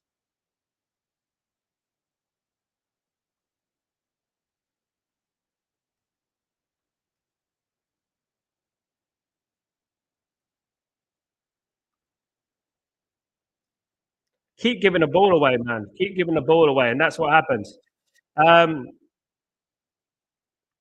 Big up, Jacob. How you doing, my friend? Hope you're doing well. Ronaldo's long range free kick against Arsenal, I'll never forget. Absolutely. Buying there should be punching that cross, though. It just stands there like a, yeah, that's the problem with our goalkeeper. He learned from the best, absolutely, Helge. He did learn from the best. Yeah, that free kick, absolutely rocket. But you know what I was saying? Leading up to that goal, guys, leading up to that goal, Man United kept giving the ball away. We keep giving the ball away, and you're asking for problems. If you keep giving the ball away, you're going to ask for problems.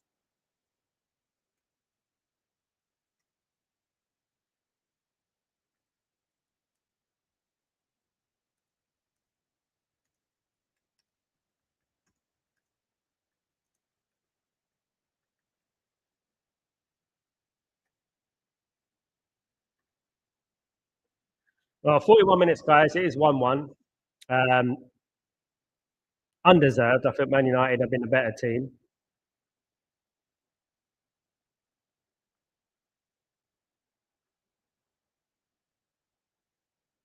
There's a throw in here on the right hand side for Everton.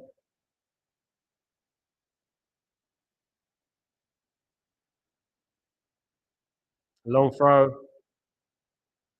Oh, goodness me. We look very shaky there. It was almost 2-1. O'Brien almost. If he left that, it might have went to the other Everton player, to be fair. But yeah, poor goal. Poor. Um, big up. And they should have, yeah, I think I read that one. Ciao. Bruno will cost us the league. There you go. Giving the ball away far too easy, Benny. Absolutely too easy. Who won? No one's won yet, mate. No one's won yet. We're still playing the game. It's half time nearly, guys. So here we go. Man United clearing the ball away. Cunha giving the ball away. Keep giving the ball away. Stop giving it away.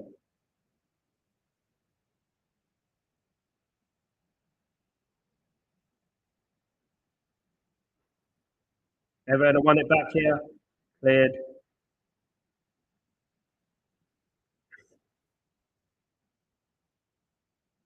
And the ball's given away again.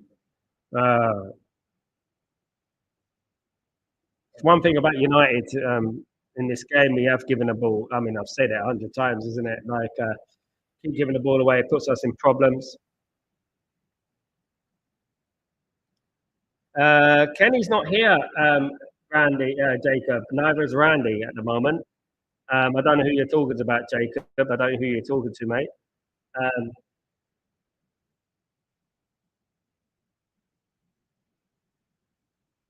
are you a bot? Here come Everton on attack. Everton look a little bit more buoyant now. They look a little bit more up for it, a little bit more confidence. And it's claimed by Bayern there.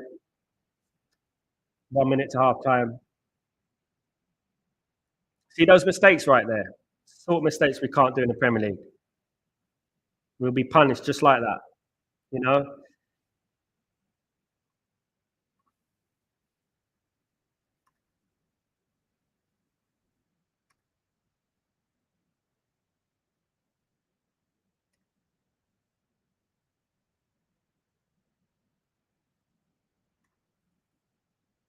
Free kick to Man United, Ugarte on the floor.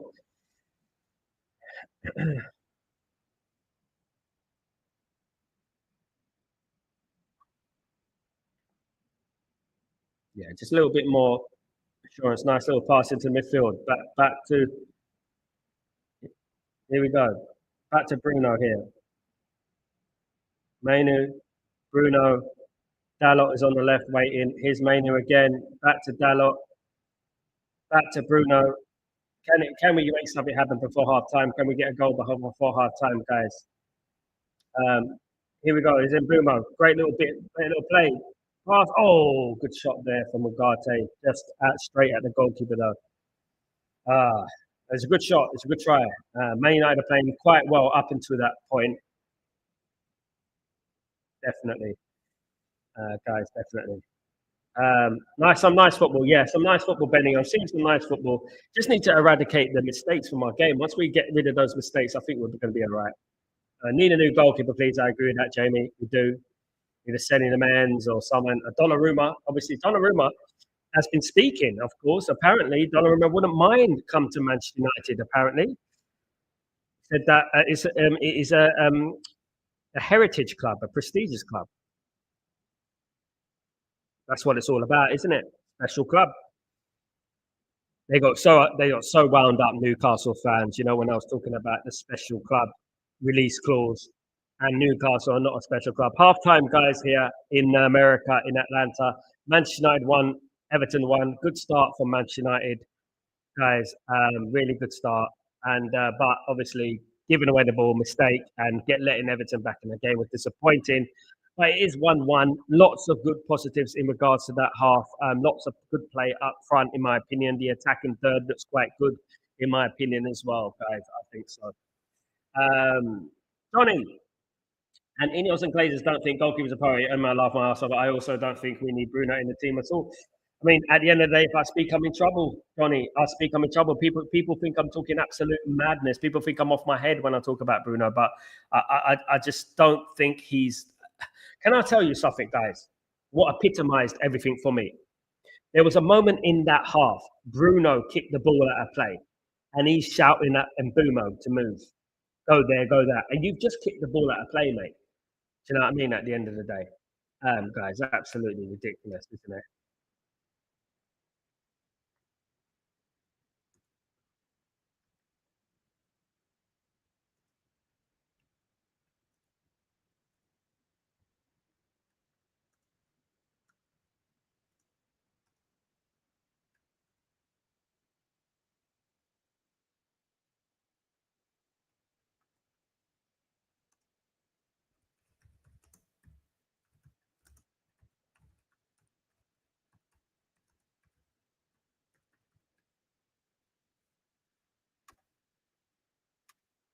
Absolutely. But it is 1-1 at half time, guys. Thank you, everyone who's joined me today, guys. Of course, lots of positives to take from that half. Lots of movement up front. Cunha and Mbumo do look very impressive.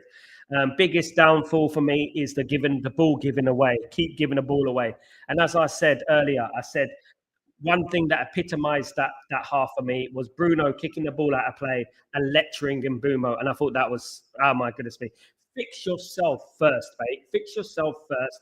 Then go lecturing players, mate. Don't go and kick out the ball and then lecture someone else that it's your fault and blah, blah, blah.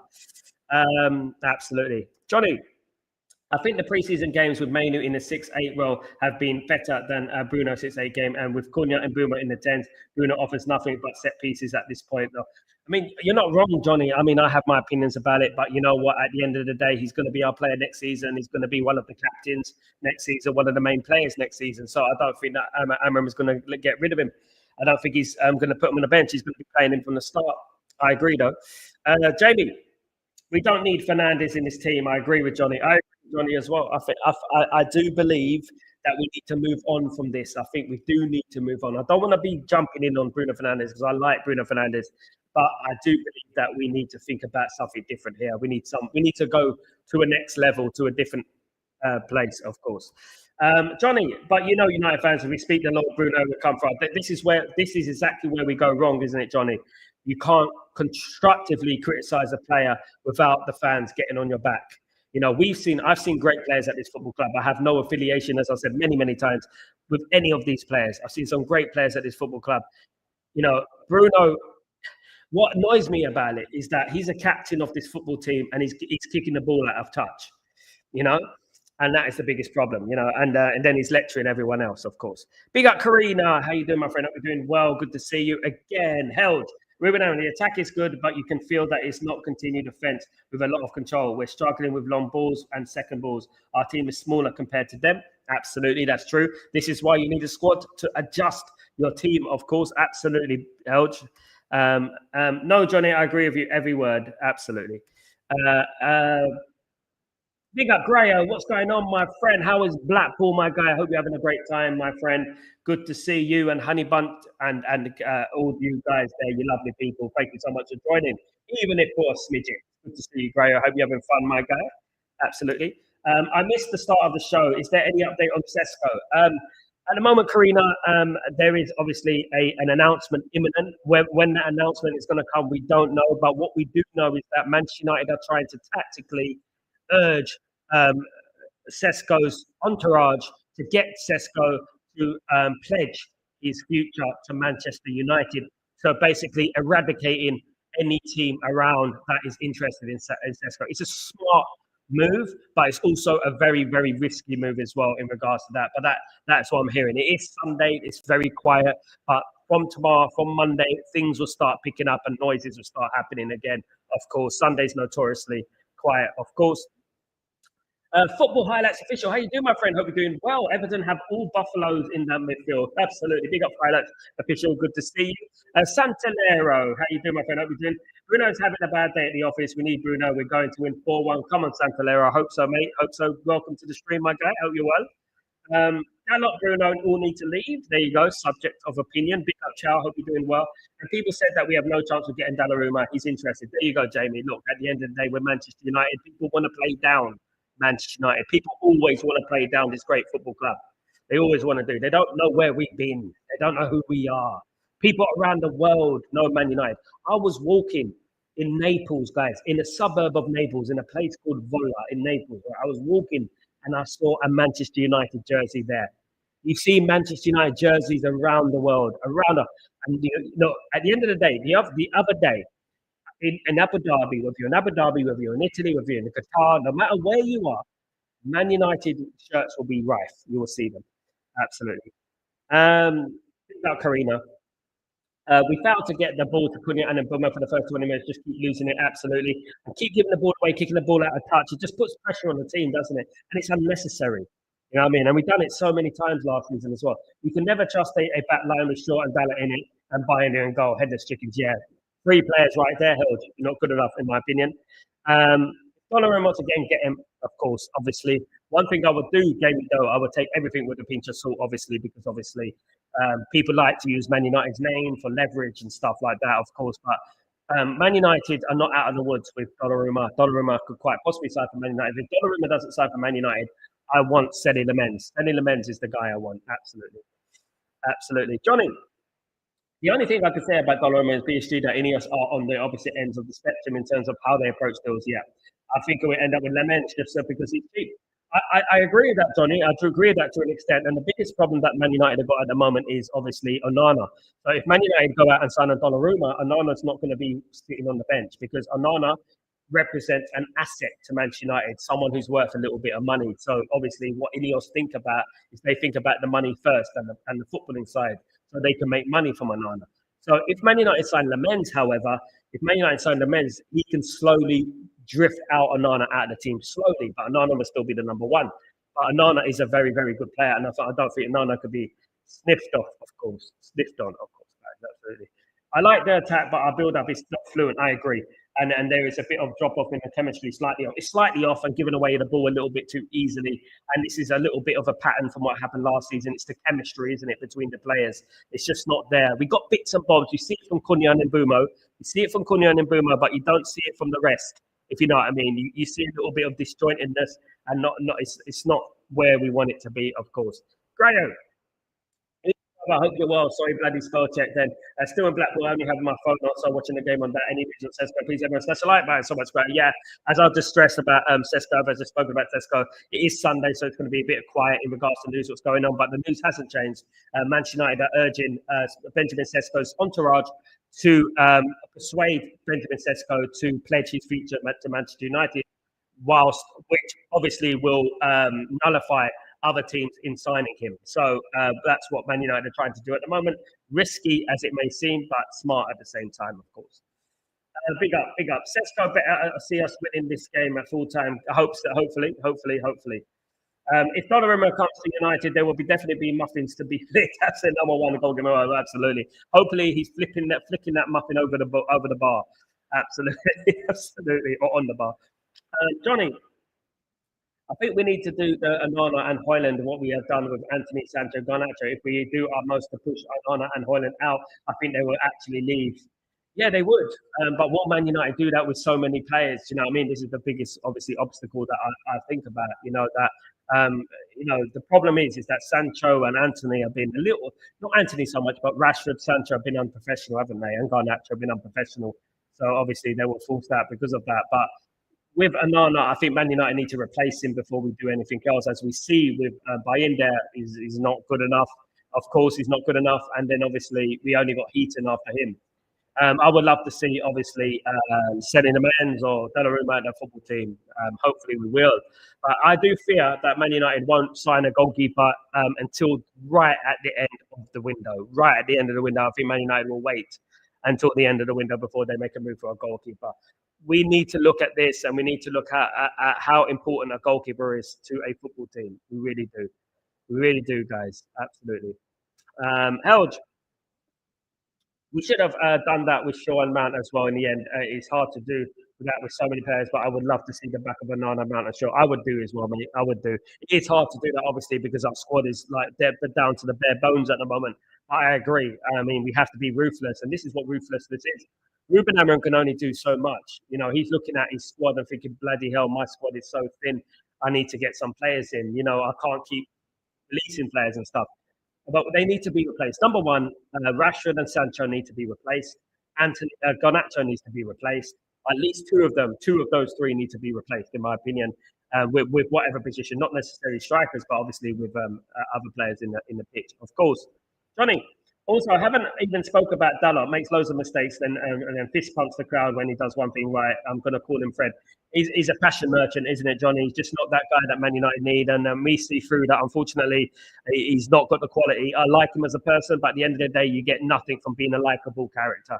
You get, there's a couple of things in football, right? You got the character. That's great. Yeah, you got to have work ethic and you got to have talent. And, he hasn't really got it, in my opinion.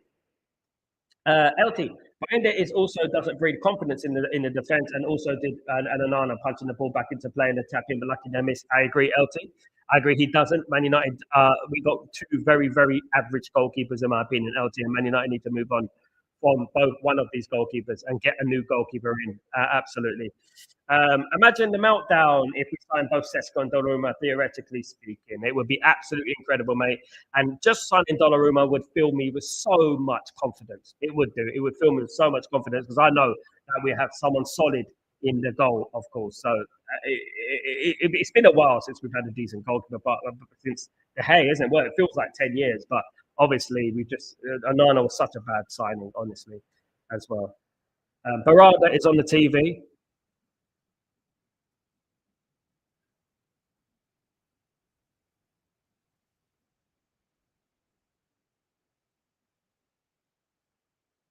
We have to make sure that everyone abides by the applications and standards.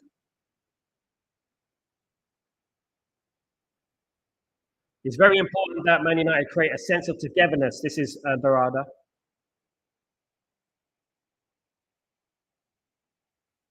So yeah, that's Barada enjoying the sunshine in, let's say, changing an honor and buying there with Donna and Emmers would break up the Susan Bowl and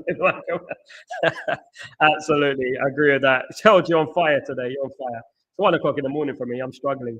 Absolutely, big up, Held.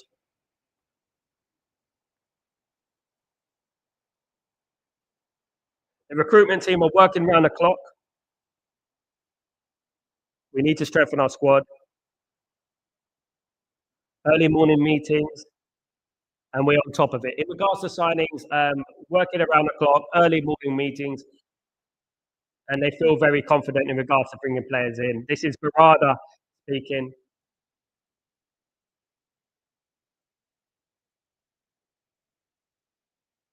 Looking at Ruben, it makes me feel quite optimistic about what we have coming ahead.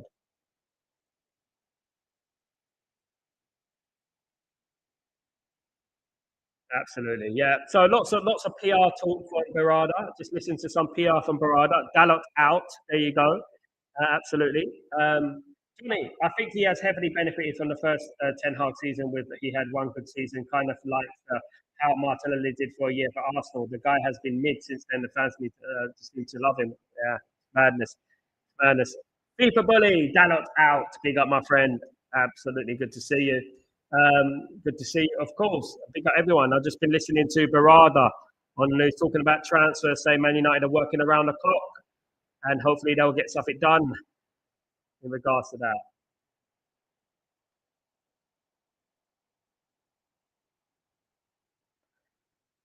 So obviously, Man United will be going back to the world class facility. We're talking about the Carrington at the moment. Man United will be going back to the new training facilities, which is apparently world class facilities, of course, guys. LT Dalot is a liability at left wing back. He can do a job area, but also on the left. I mean, he can do a job, but I don't think he's good enough to take Man United to the levels that we need to go to, in my opinion, right or left. Just don't think he's very good, in my opinion.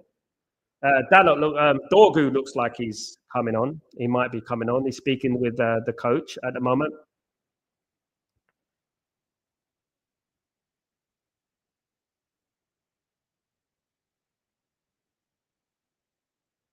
So that'd be good. It'd be add a little bit more balance into the team, of course. It would add a little bit more balance. Definitely. We need Dorgu. Dorgu is one of the players, isn't he? He's one of the players that we need, definitely. Actually, guys, don't forget to smash the like whilst you're in here, guys. Please don't forget to do that. And guys, don't forget to share it onto all your pages and everything like that. The stream, of course, guys. Thank you so much. You people, you great people who are watching. Dorgu is definitely coming on now. Dorgu is definitely coming on.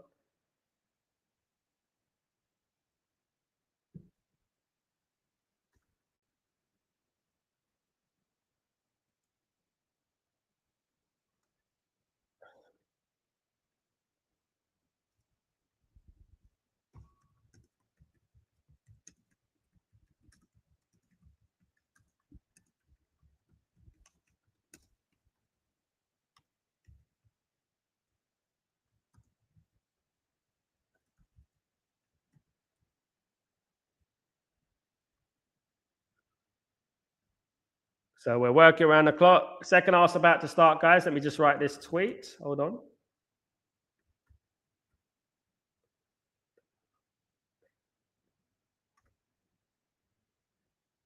There we go. Omar.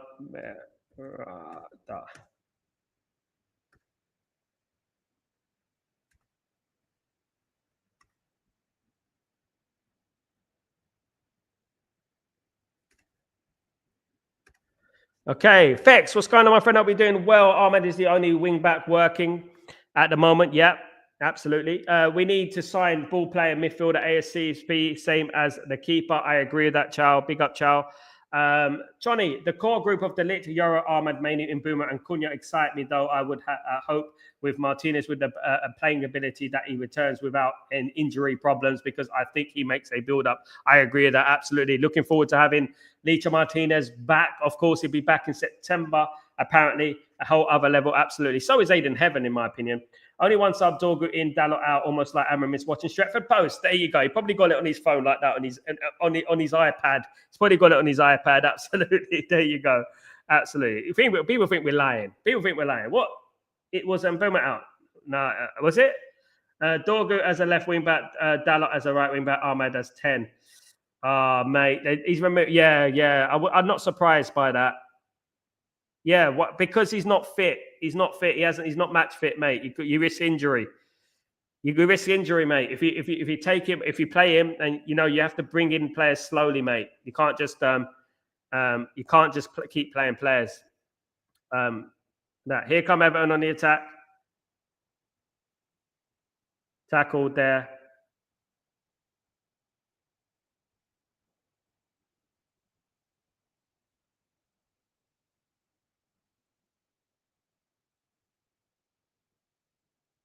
Yeah, it looks like Mbeumo is not on the pitch. Helge is right. Mbeumo is not on the pitch. But I understand that because obviously fitness is playing a big part, isn't it? He hasn't been training for long either, Chance for, good tackle from Lenny Euro there. Great tackle from Lenny Euro. Defense looks all over the place. Luke Shaw looks lost, to be honest.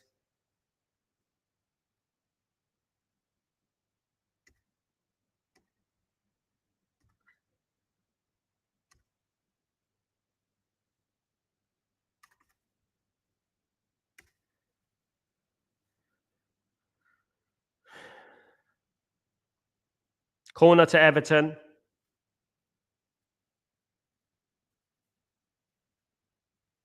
Yeah, it looks like, Chance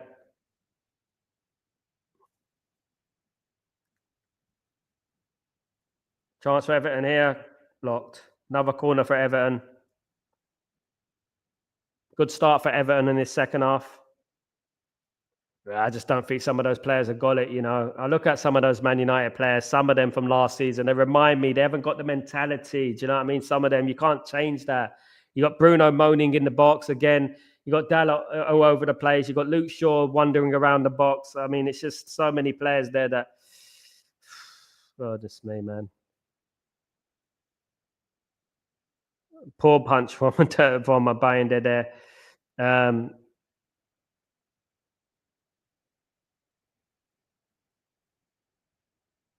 It's offside, but two great saves from Binder. He made up for that there, didn't he? Great saves.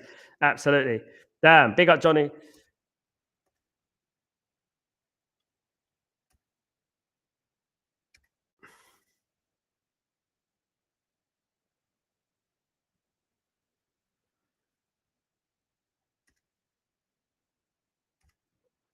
Yeah, it was offside. Well, it was way offside. But again, we look a little bit shaky at the back.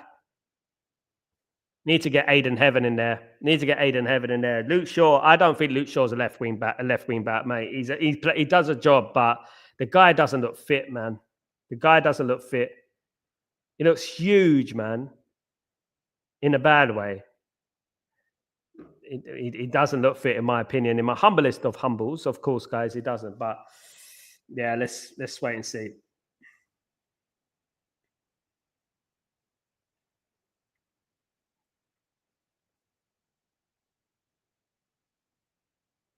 United nearly gave away the ball there. They have given away the ball, but great play from Lenny Yoro again. Can't be messing about, but the ball in the midfield like that. Ugarte.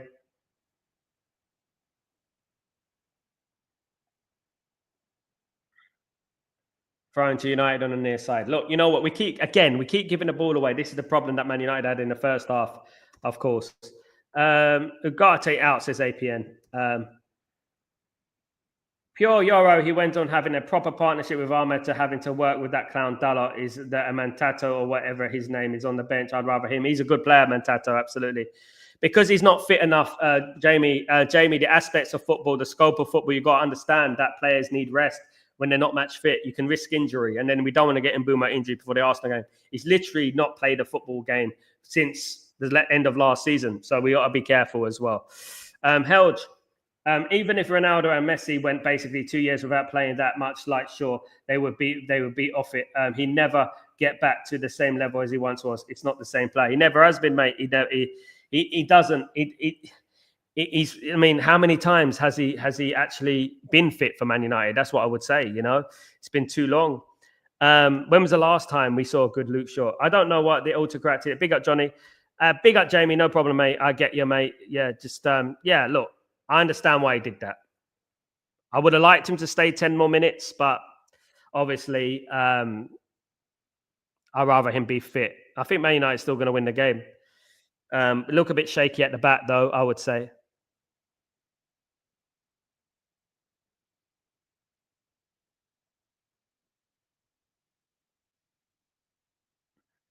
Looking at this game, Delict's been good. Yoro's been on fire. I think Yoro's been really good. Oh, we're giving away the ball. Luke Shaw wasn't ready for that. Luke Shaw should have anticipated that ball from Lenny Yoro.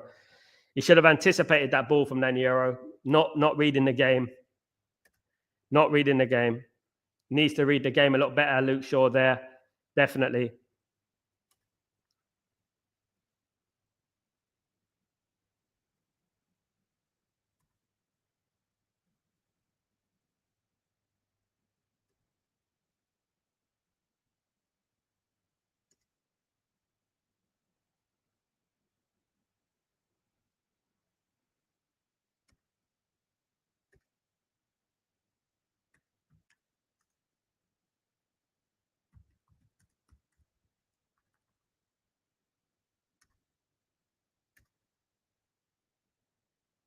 Yeah, it's been a little bit of shaky start in this second half. Not as good as the first half. Everton players on the floor. Brian, no Wi-Fi. Just got back on, so it sounds like things are not going great. I'll take it. In the first half, we were all right, mate. In the first half, we were a little bit all right. Kept giving the ball away, Brian. Kept giving the ball away, making those silly mistakes that we've been making last season. Making mistakes, obviously, leading the goal. You know what I mean? Which led to the goal. But other than that, there were some good patterns of play in regards to Cunha and Mbeumo in the first half. Very good patterns of play. Obviously, Bruno's not on the pitch anymore. Sadly, of course. Held, Short is so off it. God, I hate how these it slivers into every manager's team sheet somehow. Nietzsche and Heaven is the future, not him. Absolutely. You know why he's slivering into that team sheet, Held? Because the World Cup is on the end of the year. Do you know what I mean? And that is what he's waiting for. Ultimately, he's waiting for that World Cup. He wants to get in that World Cup squad. This is what he does. I wouldn't trust him. I don't. We got to move on from these players. We really do have to move on from these players. We do. Benny, Luke Shaw is asleep and looks so far off the pace. I agree. He don't know what he's doing. The issue now is that Ahmed's just going to be man marked by two at all times because opposition don't worry about Dalot in the final third. Very true, Johnny. Very good analogy. It's true. I told you, Dalot is void. He's missing. He's not.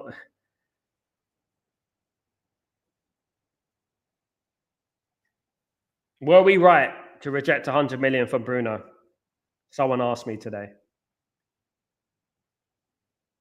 Looking at this game, I know it's a friendly, but just same old for me.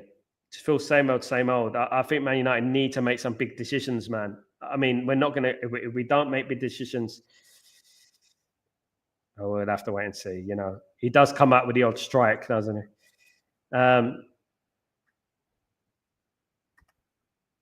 Brian, definitely sure we'll do what he has done in England squad. Absolutely, Brian. Johnny, I reckon the only reason Shaw is liked by so many managers is because he's a slimy snake that sucks up to the manager. Even recent quotes prove it from the last few days. I agree. You heard the story about the physiotherapy situation where he was turning up late for physiotherapy and he would bring a bottle of champagne for the physiotherapist because he was late to try and butter up the physiotherapist. Kind of mentality is that's bad, isn't it, at the end of the day, guys? You could say that Shaw is the politician. Yeah, I think so. Free kick to Everton here.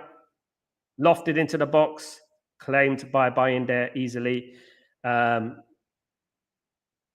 I miss those big longs, Peter Schmeichel throw-ins. Don't you throws? Do you remember those throws with Ryan Giggs or Andre Kanchelskis running down the wing? Those were the days, weren't they? Goodness me.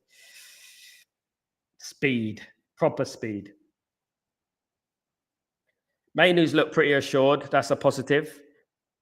It does look like some substitutions are coming on, guys. Maguire, Mason Mount. Oh, fucking hell. Boring. Mason Mount's coming on. Nice little play there. Ball too short from Cunha. Nice play from Cunha. Brilliant play. Come on, get in the box. Get in the box. Get in the box. Uh, handball. Handball. He handballed it. He blocked it with his hand. This is why we need VAR. This is why we need VAR. Handball. Come on. Great play from Cunha there. Brilliant play. Look at that handball, guys. It blocked it, though, didn't it? It blocked it from going to the player. It would have been a tap-in. It would have been a tap-in. Goodness me. Corner to Manchester United.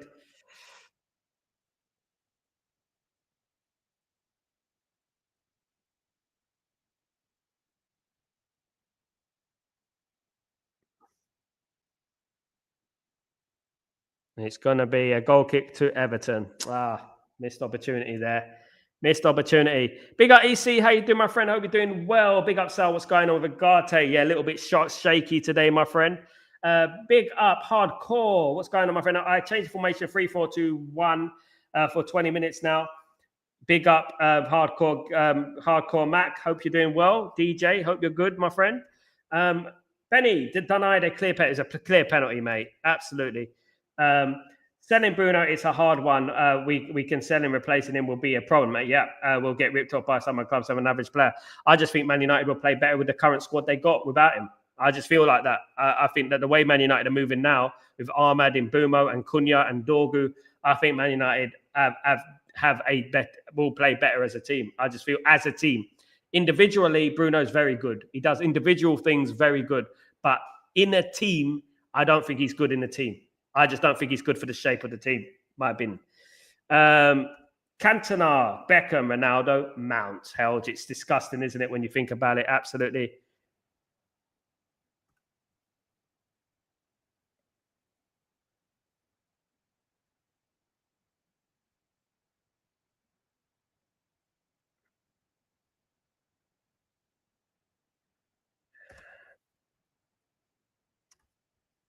Johnny, because West Ham beat Bournemouth, we have already won the summer series. It will be funny to see some of the players over celebrate it. Big up, Johnny. Big up. We got to enjoy the little things in life, innit? If the money men can't see we need a striker now, they never will. Absolutely, Brian. We do need a striker. Absolutely. And think about this: Sesko and Bumo Cunha. We hold on to pass so much. We hold on to pass, guys. It was nearly 2-1 there. Again, Man United looks shaky there.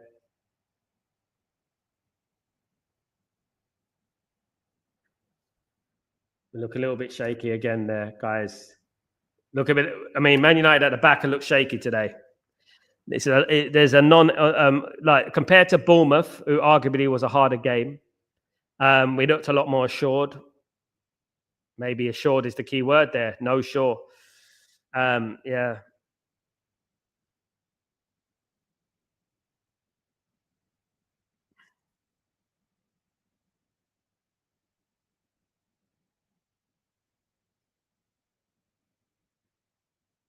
It's Dorgu on the left with the ball.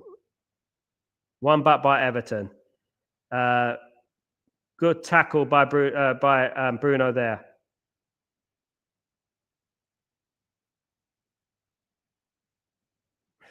Just not quick enough. Man United need to get that tempo up.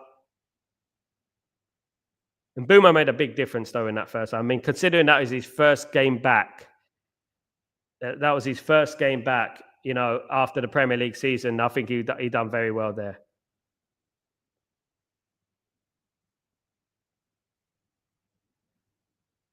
Goal kick to Everton. Premier League.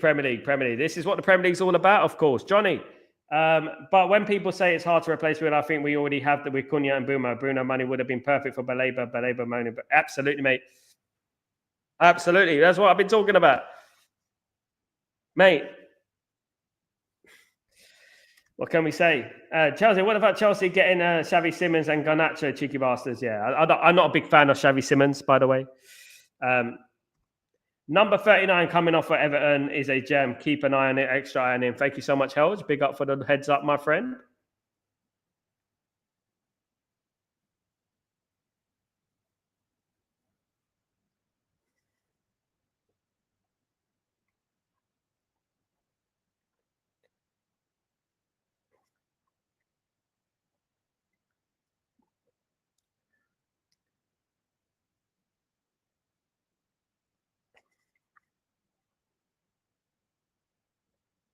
Load of Everton changes here. Okay. Give Bruno a blue shirt. Big up, Mark. Big up, Mark.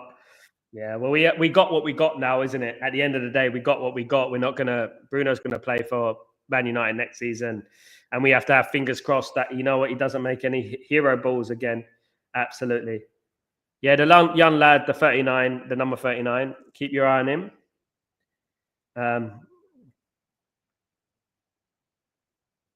Free kick to United. Aiden Heaven is on the pitch. Great news. Barry, number 11.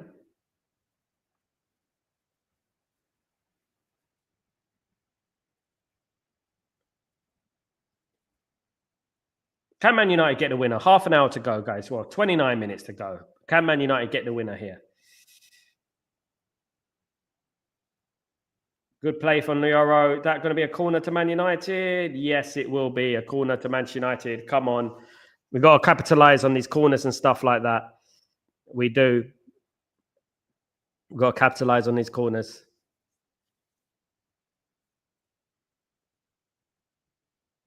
Everton have always had a decent academy, though. Everton have always produced decent players, young players. Obviously, Wayne Rooney, of course, came from Everton.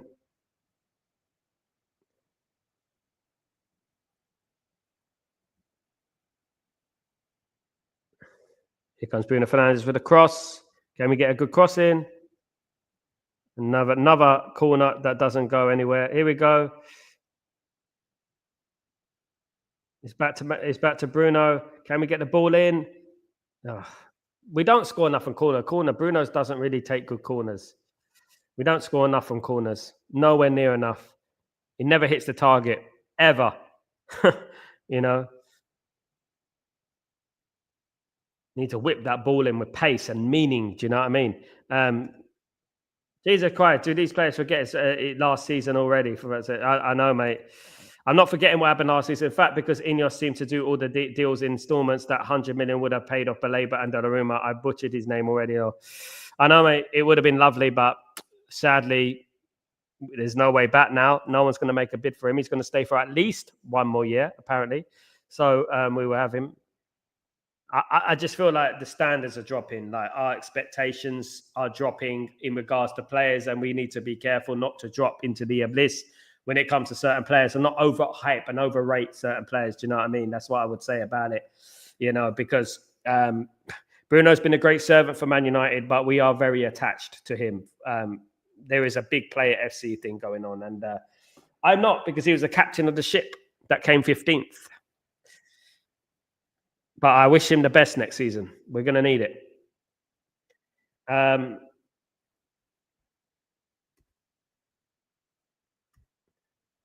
We were shit at the corners last year, the same as we don't hit good corners. Hell, the most impressive thing about Mount is how he manages to consistently be invisible and have no impact. Exactly, it's actually a skill. How do you play up top for United and never get noticed? Absolutely, mate. I just believe that it's because his name's Mason, probably a Mason. That's why he probably gets in the team. That's why he probably goes for England. That's why, guys. Say it as here. Be real here, guys. You've got to be real. I never looked at Mason Mount and I thought, wow, what a player. Even in the good days, I never looked at him and thought, what a player. You know, foul. Oh goodness me.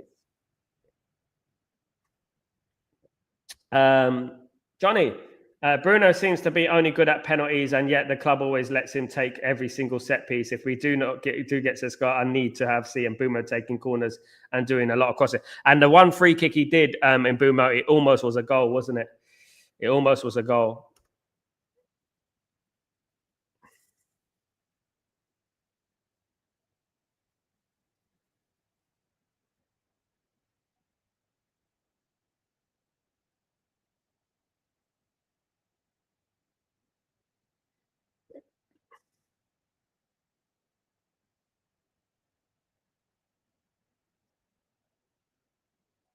The number 9 looks a handful, though, for Everton.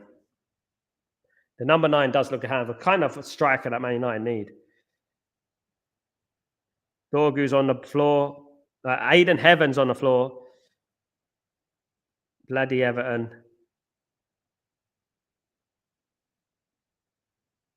That's an elbow. That's an elbow. That should be a bloody red card. That was an elbow. That was an intentional elbow, guys. What an absolute prat. My goodness, that was an intentional elbow. Johnny, Mount at this point is what we thought McTominay was when United without the goals, though. Yeah. Remember when United would go and buy players like Bruce Pallister, Robson, and now we just can't seem to get players like that now. I mean, I miss those days, Brian, absolutely. The standards have dropped, mate. Standards have dropped. You know, you compare like the players that played for Man United back then to now, mate. Honest to God, like some of them. I mean, I'm talking about the experienced players in our team. You know, that was an awful elbow. That was an elbow for the Everton player knew what he was doing there. That was a vicious elbow. Nasty.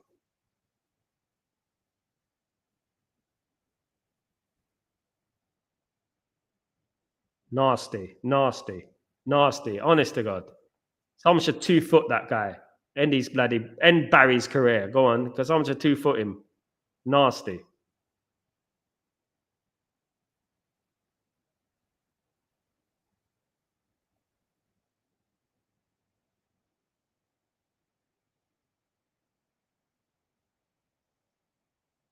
The referee didn't see that.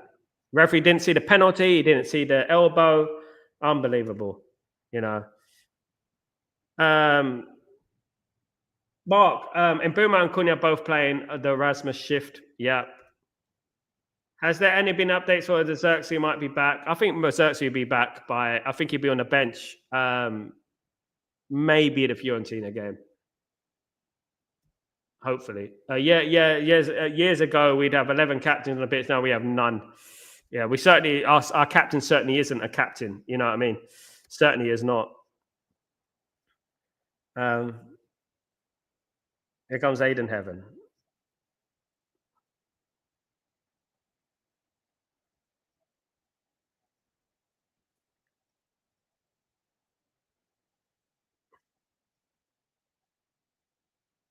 Yeah, I mean, I think Mbuma made such a difference to that team.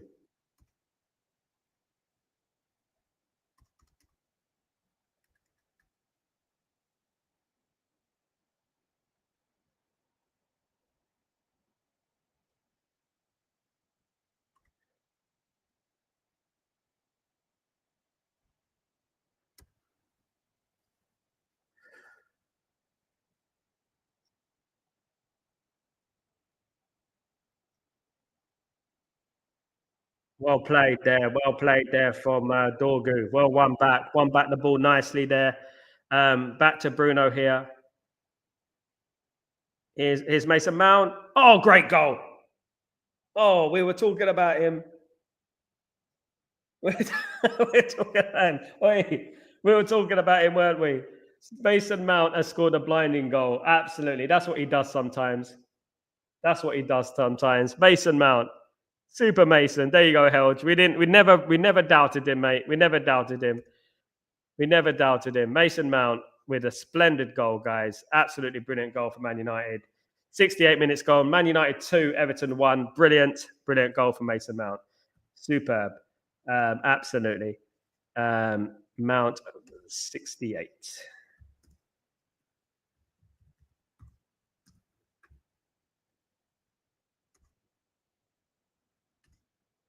Brilliant.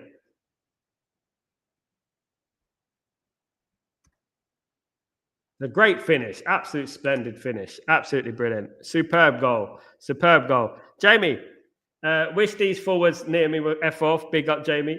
You're joking. Yes. Big up, Brian.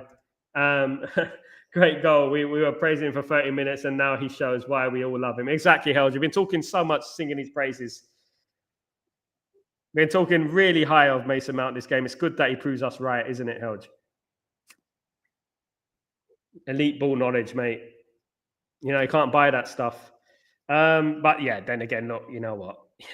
He's capable of moments like that. But again, what I always talk about is overall impact in the game, overall impact in the shape of the team and stuff like that. You know what I mean?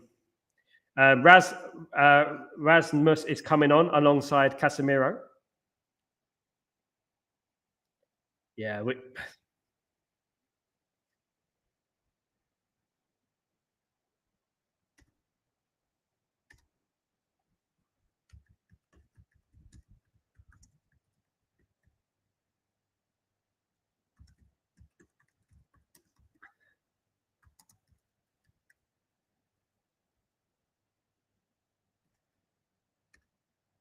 so here come Man United. Can Man United win another game in the preseason? That hasn't been a good performance, to be fair. Here we go again. Here's Bruno. Here's Ahmad. Oh, here's Bruno. It's going to be a corner to Man United. Can we finally put in a good ball?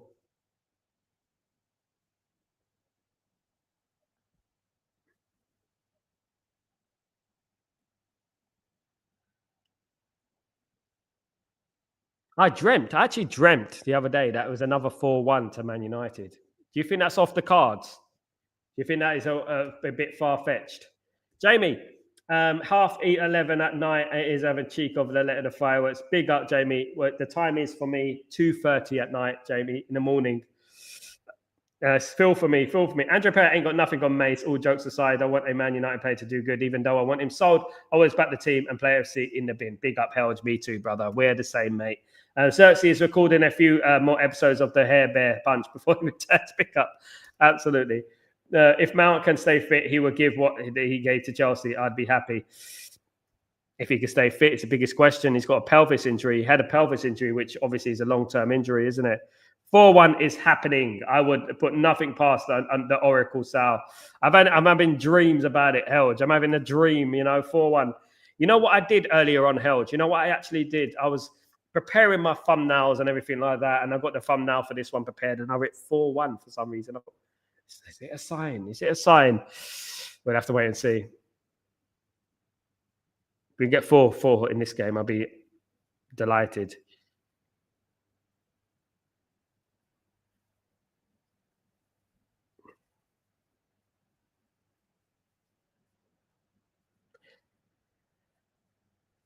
Come on.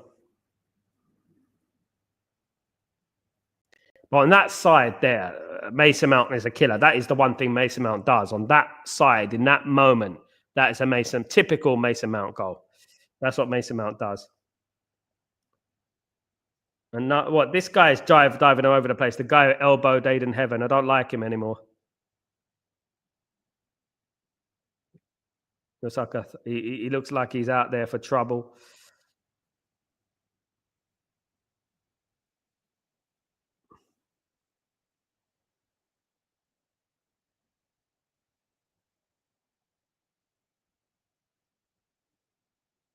Here's Bruno. Nice little ball there from Bruno. Can he? No, he's too far. No, it was a bad ball, to be honest with you. Way far. Way far. No Beckham-esque there. No Beckham-esque there. Mason Hatchet for my goodness me. My goodness me. Gareth Barry has a bit darker skin than I remember. I didn't know he could play as a striker as well. Versatile lad. I disliked Gareth Barry, mate, with a passion. So bloody overrated. Always got in the England team. So overrated. Oh my goodness me. Here come Everton here.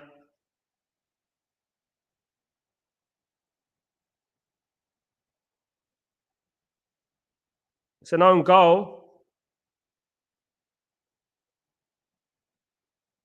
Bruno Fernandes getting involved. Ahmad own goal. 2-2.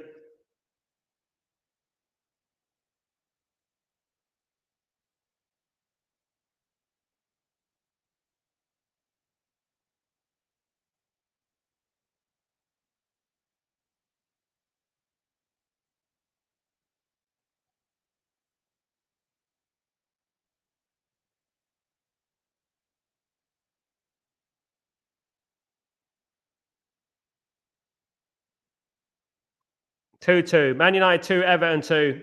Bloody hell. Own goal Think of some Ahmad. Yeah, I mean Bruno got involved in nonsense there. Bruno shouldn't have got involved in that, and it messed up the play there, guys. It was bad. That was bad. Bruno should never got involved in that little spat there.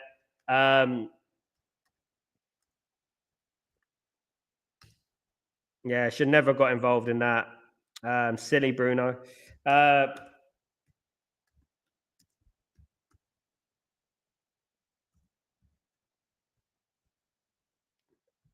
It's unlucky for Ahmad, but yeah, I'm looking at the Bruno thing.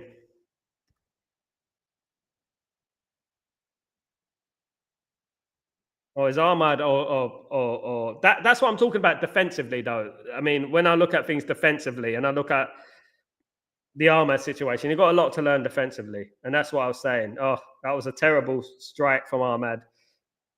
Feel sorry for Aiden Heaven, but come on, United.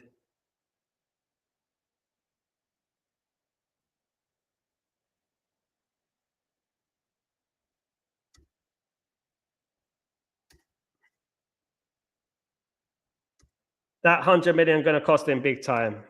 Big up. That is such a freak goal. What the hell? It was madness. Our captain has the best handbag. What's he doing there, man?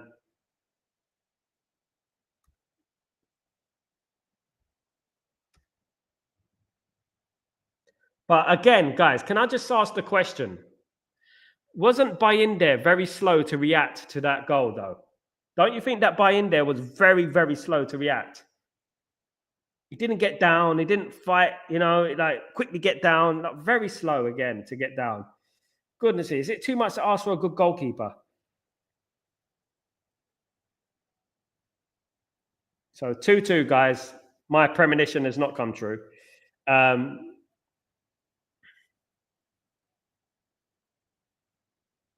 comes Rasmus. Oh, nearly.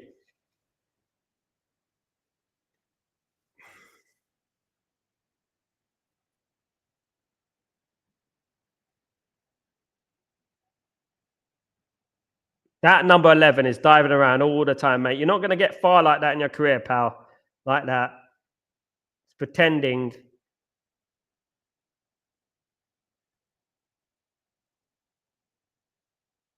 If he's been hit in the face, he deserves it. Still 12 minutes left of the game, guys. Anyone can still win it. Get up, you bloody weak. Come on. Your hand. Oh. Come on, man.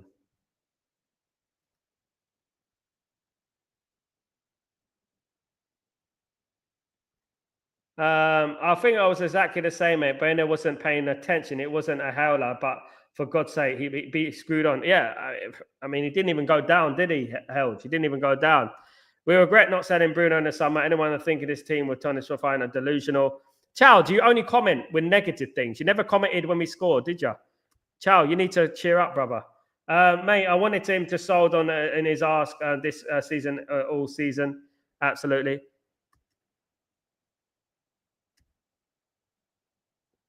We all will have Jamie Wayne. Absolutely. Big up, Brian.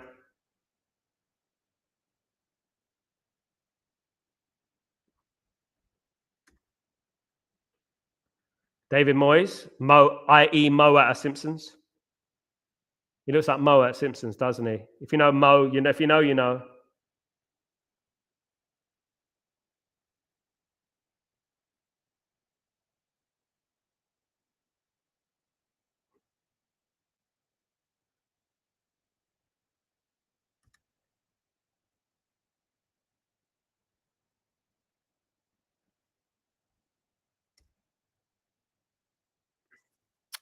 Oh, this bloke. He honestly, God, come on, man.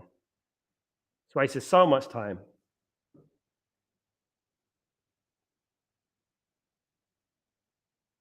Ten minutes ago, guys, Manchester United 2, Everton 2.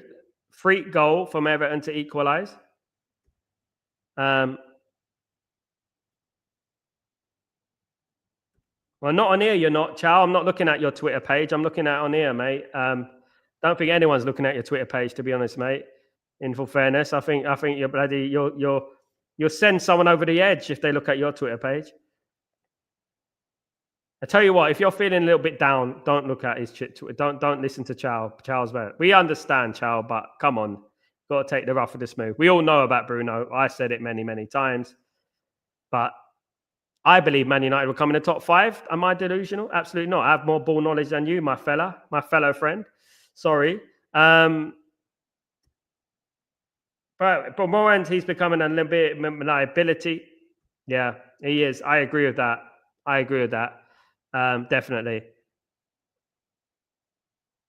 Um,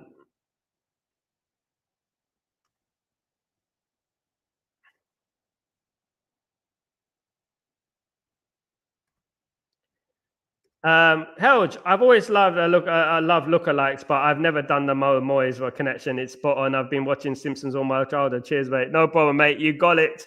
You got it. There you go. Uh, Jamie, he was like that last year, but I only wanted to stand by. I'm not sure now. I agree, mate. I agree with Brian and Jamie here. I really do. I do believe it. And if I'm going to agree with everyone about Bruno, but we said that, didn't we? But we'll get in trouble if we speak about it, don't we? Because we're not real fans if we attack Bruno, isn't it? At the end of the day, that's what they say, isn't it?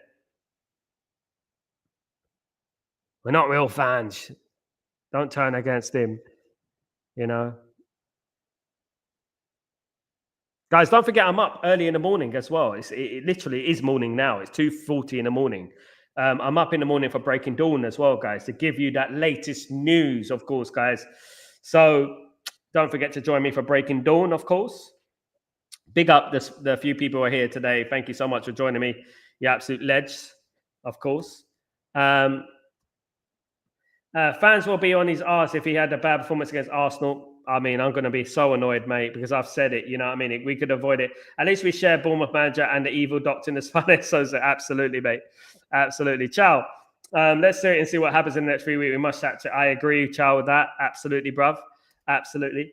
Yeah, can't be our United fans if you say anything bad about some players. So, yeah, this is the problem, isn't it? This is why we won't get anywhere.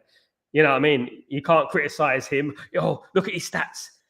I said there, stats are not everything. Stats are not everything. Sometimes, you could take a player at a team who's got stats, and another player comes in and it fixes the whole team, and Man United end up winning more.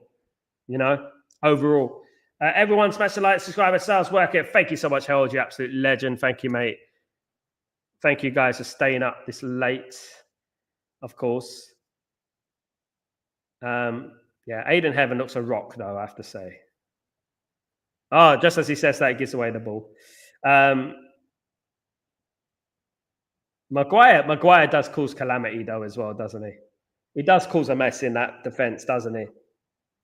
Doesn't he? Jamie. Well, if that they need criticism after last, they do absolutely. I agree with that, Jamie. It sure had 20% of shout sales work. If it will be all right, mate. Tell me about it. Tell me about it. I think it's the same. I think fact. I think it's because it's the old players. I think when Mbumo and Cunha were playing there, um, guys, when Mbuma and Cunha were playing there, we looked a lot more better. But it shows you, doesn't it, that how many players Man United need. Maguire's a liability, so is Casemiro and Shaw. They are they're finished, mate. They're finished. Thank you so much, Brian, you legend. Thank you, mate. Don't forget to subscribe and smash a like, guys. Very important you guys do that for me. If you could, guys, help the algorithms and all that. Um,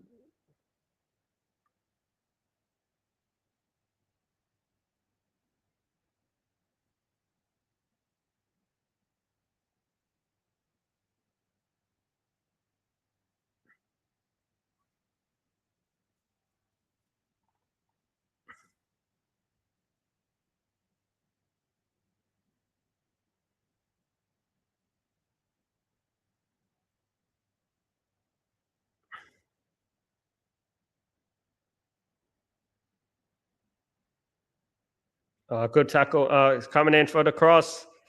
Corner to Everton. We're looking a little shaky, guys. That's a young Everton team as well, man. We've got to pick it up. Come on, man.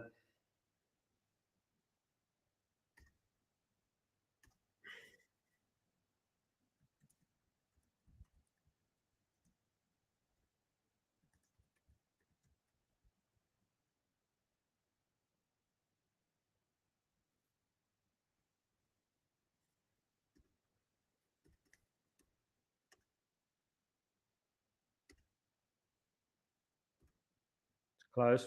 Collected by in there. Um, you ain't a faint fan if you have standards, whatever you want about these players. The fans, absolutely, mate, absolutely. At the end of the day, it's not even about that. It's about, it's basically about, not being Play FC and being supporting the football club, and that's what it's about. I think that is different different from England, which we don't do in Norway and Italy. Is he's such a good lad about footballers. Why is that? Come on, give Malcolm Brown a break. He's such a good lad. Yeah, mate, that's what it is at the end of the day. He's such a good lad. He's a good lad. He's good to go out with. I mean, it doesn't matter.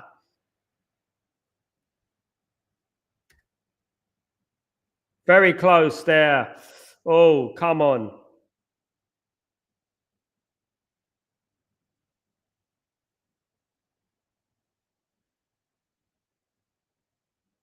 It was a good ball for Mason Mount, to be fair. Yeah, that was a good ball. It's a good save from Pickford.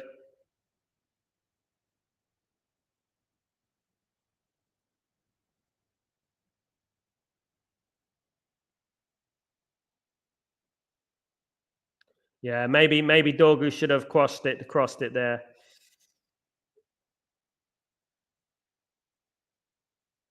Needs to look up a little bit sometimes. Of course, he's young. He's going to learn that. Of course, they did Jamie when they said the team is forgotten about. Big up, big up. It's so weird. I would rather have 11 dickheads who won that 11 nice people. We don't talk about Norway. Give someone a non-threatening. It doesn't make sense. It doesn't, mate. What I would say to you is this, right? How many of the players in the era of Alex Ferguson did we say, oh, they're such nice lads? We didn't really say that. We didn't say that about Andy Cole. We didn't say about Teddy Sheringham, Dwight York, such nice lads. We didn't do that, did we? Scholes, none of them. Great ball from Mount, that was. I agree, Mark. It was a good ball. De Ligt is coming off. Good shift from De Ligt today. And Fredrickson, the young lad, is coming on. Good luck to Fredrickson, as usual. Good prospect, of course. Good prospect.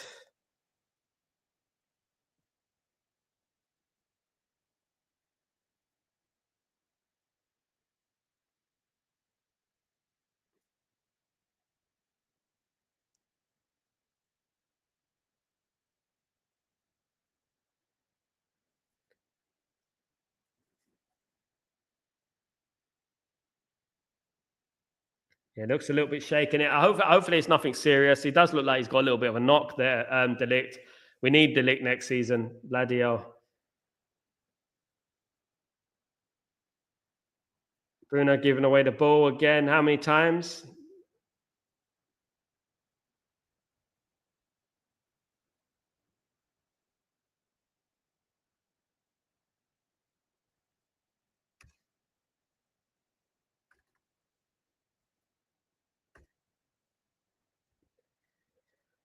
It's a attack from Everton, and it's going to be a corner to Everton again. Tackle from Fredrickson there.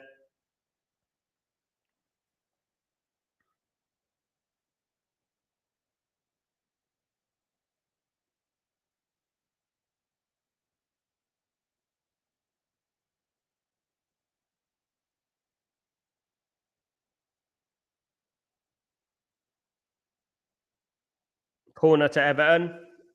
Minute to go, guys. Important not to lose this game.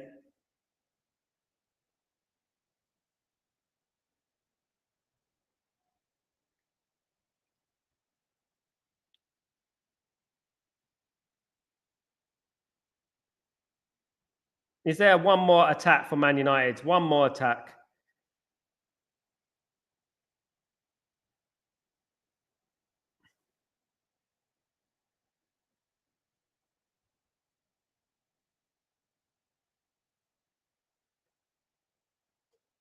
So 2-2, guys, to end the American tour.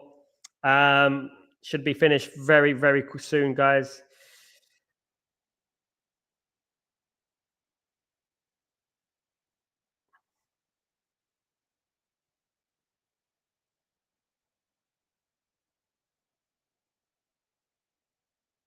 Three minutes of injury time.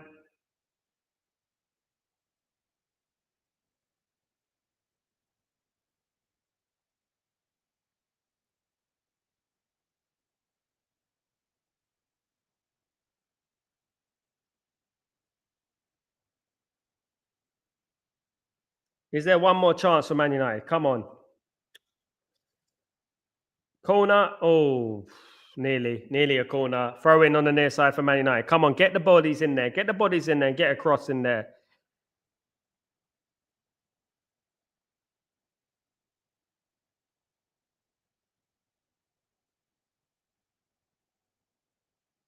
Harry Maguire's going up front.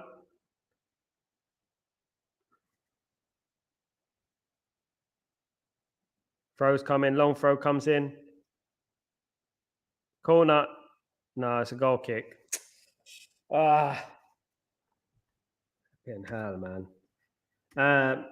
Players like Saka, Madison, Rice, Maguire, Mount, Grealish are so favoured in the Minia. Expert Bellingham, Kane, and of course they are nice lads and they do the post match. Yeah, yeah. I mean, Saka's a good player, I would say. Rice is a jury's out. Kane has scored goals. Bellingham's a good player, but nice lads thing. I don't get that. Without Mbeumo on that pitch, I doubt it.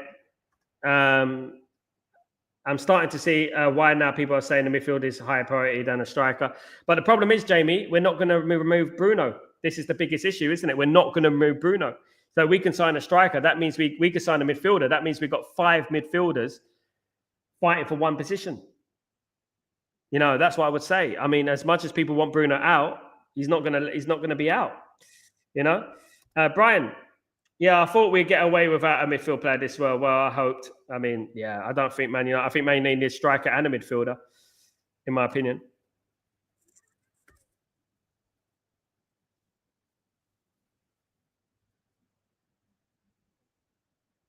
What do you do with Ugarte, Casemiro, Collier, Mainu, Bruno, Kone, all those midfielders there? What do you do with them on astronomical wages? That's 6 midfielders for 2 positions.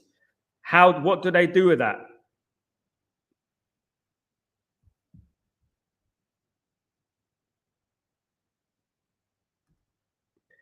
Definitely, sir. Big up, Brian.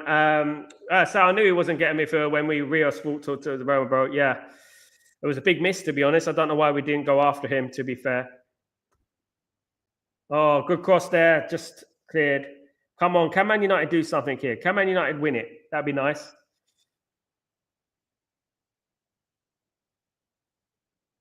Oh, it's cleared. There's no point playing like this now, is there? Full time.